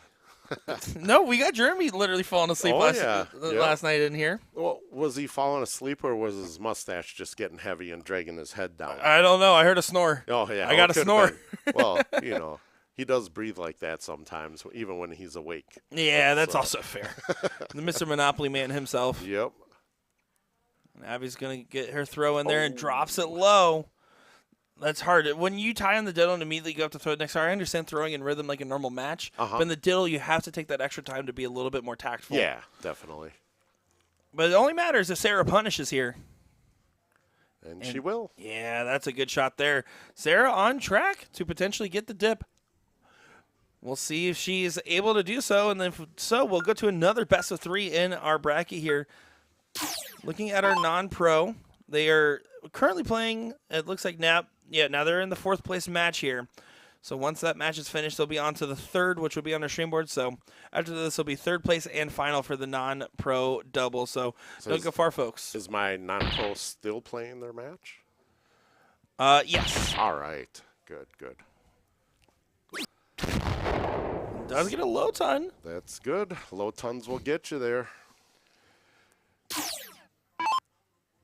Let's see what Abby's able to do in a scenario like this. Really, these are the moments where she shines the best. She does, yeah, absolutely. You know, that's going to be chalked up to experience and just, you know, that cutthroat type play that she does when she needs to. Well, and she has that swagger about her, right? I mean, she really does believe, and I tell everybody this is a good mentality to have. She believes she's the best player at the board every time she plays. Yep. And she has every right to believe that with her resume and CV. I always tell anybody, it doesn't matter who you are. When you're throwing, you're the best person at the line at the very least. Absolutely, I agree. It's kind of like how you think you're the best commentator that plays, you know? Well no, I don't. I never said much that. are. You are, No, though. DJ Sayer still commentates. Well, I mean, the USA Dark commentators. Yeah. Between you, Will, well, Mooney, actually, I don't know. Jen would whoop you too. Oh yeah, Mooney would whoop you. Nah. Never mind. Okay, if You're we're not. playing, You're not. if Never we're mind. playing 301, maybe that's all she ever plays now. How about this? You have the most colorful hair. That's true, except right. that has all the color faded. Yeah, It's- all the colors gone now. Wow, this is just kicking me while I'm down 101. I'll think of something that you're good at. Oh, Sarah, bullseye does not leave a finish. Nope. Would she go up or just kind of? You stay because she'll 344. Yep.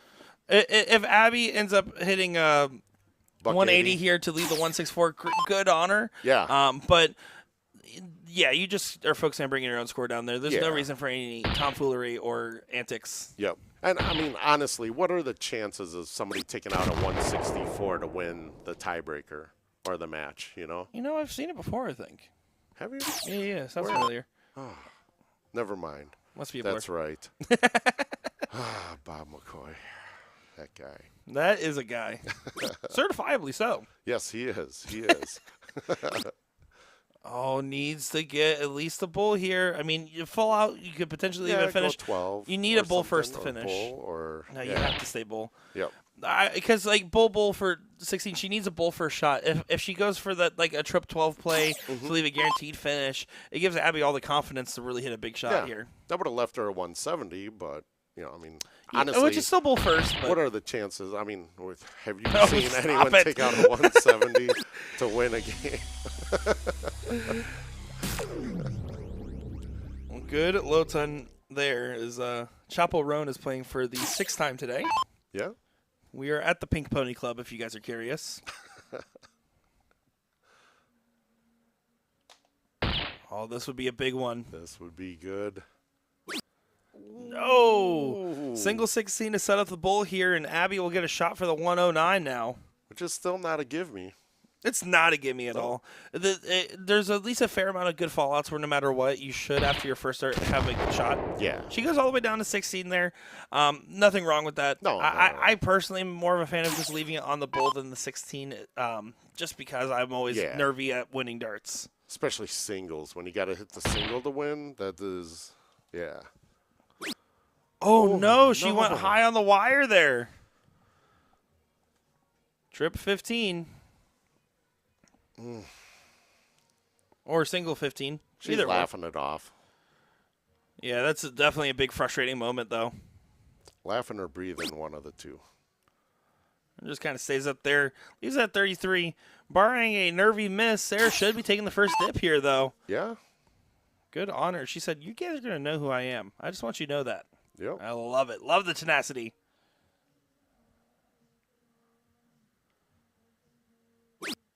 Oh, nervy, though. Top wire. Well, what if she meant to go 2 8s?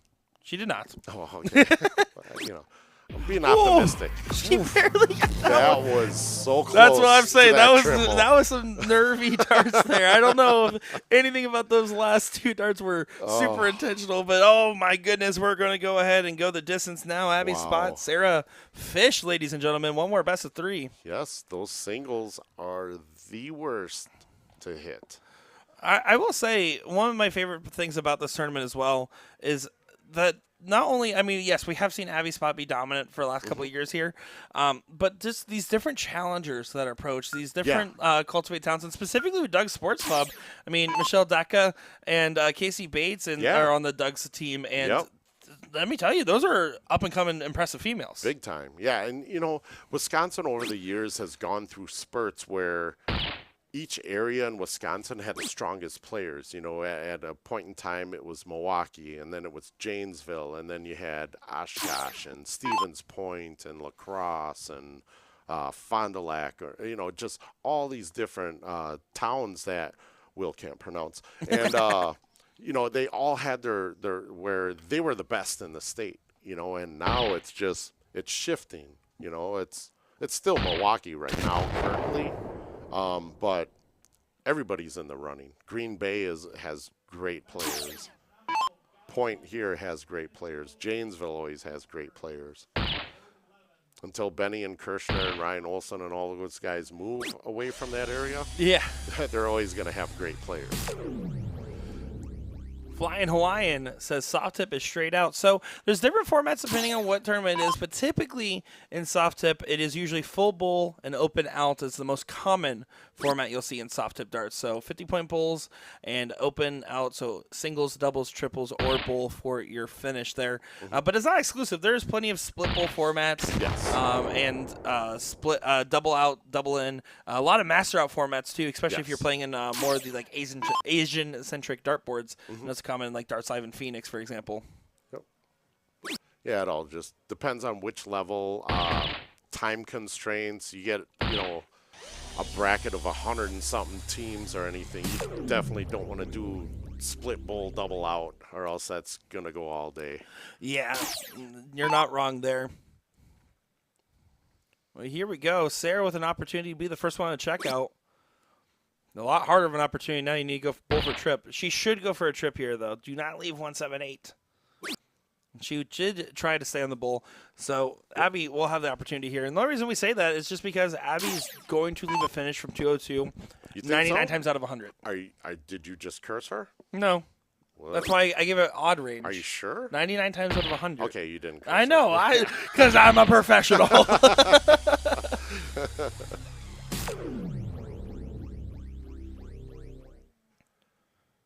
She could still put the pressure here. A nice ton would definitely put her in a good position.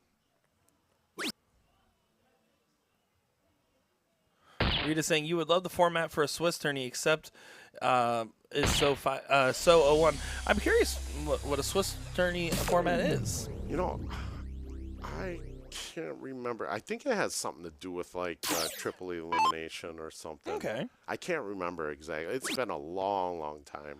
I will always say my favorite format of play, depending on bracket sizes, Abby's just going to go ahead and take this it out. out right here. There you go. You see how I hesitated or waited Yeah. until she finished on the dart there? Makes me Oh, sound, yeah, I'll try that. I'm giving you some pointers, buddy. But I like cursing people because sometimes I It's want kinda the fun. match to go a little longer. It's because you got bets on it. Yeah, you know. And this is why Softed doesn't have Yep. sports betting yet. But no, I will say my personal favorite format style to play in is I always love round robin to single elimination. I think maybe it's just my steel tip roots talking a little bit there. Could be. But I absolutely love round robin play and pod play in general. And then I just think it's interesting because of all the different scenarios that can happen, Yeah. especially in larger pods. Yeah, big time. And so with that round robin, you like from there going into a knockout round single elimination? Then? Yeah. Okay. And that's also a format that was really common, as it does look like your partners did get knocked out. You're finally All right. going to get fired here in a minute. All right, good. Well, at least I won't have Doug Barry coming in here yelling at me saying, hey, get up, your match is up, and Hey. then walking out there and, oh, Hey, you I'm be sorry, nice. you're on hold. That's my you're on boss this hold." weekend. You be Well, nice. You know, he's busy running the tournament. He's not listening to the stream, so this is our opportunity to talk bad about him. You know what? That's fair. If only he wasn't in the very Hey, room. Let's welcome to the room Doug Barry. Oh, my goodness. All right. I guess he's giving me the evil eye, so I'm going to get out here and, yeah. No, not you, Doug. Doug. Smooth doesn't have an evil eye No. anymore. Lars, though, that guy. Man, I'll tell you, one thing you got to do in the commentator's booth is Tell me. block out the windows. Yeah, I tried to block out the entrance door. I realized that everyone's been standing over there, and I picked the wrong window to block off. Did you? Yeah. But then I get to see all the funny interactions when the players walk back from the Yeah, you line. do. You So do. and then I So- get whatever else happens in between there. Some Right. crazy stuff. So, Hey. all right. Well, hey, Well, Porky, folks, good luck yeah. in your match. Thank you. I'm going to have my non-pro partner Diddle start and carry me. So, You heard it there. All righty. Good luck, Porky. thank you. As Abby here continues to chug along here, she's going to try to set up for a break of throw to win in the second set of this final here. Sarah Fish going to be fishing for this one.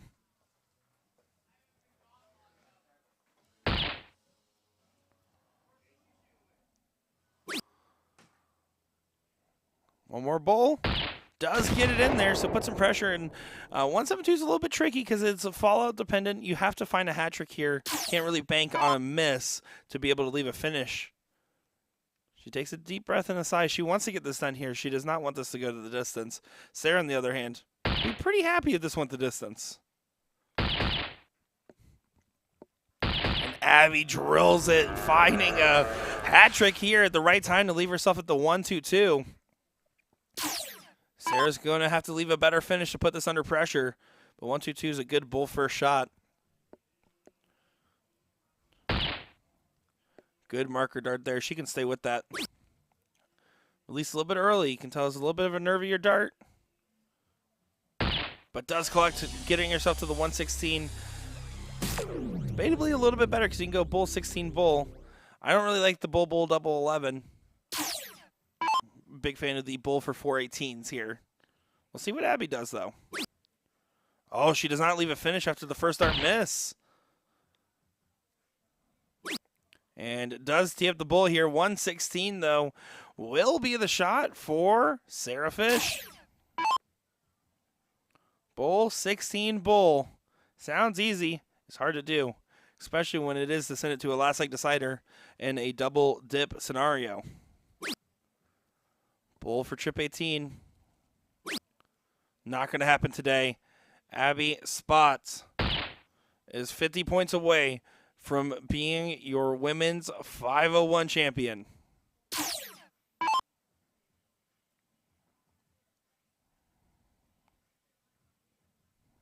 Taking that moment of composure and drills it immediately. She almost looks annoyed that she won because she wanted to get it done in the first set, but Sarah just played so well there. And, you know, first time I got a chance to see her play, and definitely someone I'm going to be on the lookout for time and time again, as that was an impressive performance from herself there. As you can see, this Pro-Am event's underway out there. We have a lot of different people. We got the Pro-Am event. We also have another event going on right now. And we also have our team events in the evening, guys. So just a heads up, we have a lot of action. I do know the third place match of our non-pro doubles is currently underway. So we're going to be getting the finals here in just a moment's time. So yeah, currently the men's singles and the men's Pro-Am is going on out there. And the women's doubles 301 should have gotten going as well. So we have a lot of different events running. Morning events just about finished up right as the afternoon events are starting. So don't go far, folks. We'll be back in just a moment's time. I'm Nick DiChiria on the call for this one at the Doug's Sports Pub Darts Championship 2024.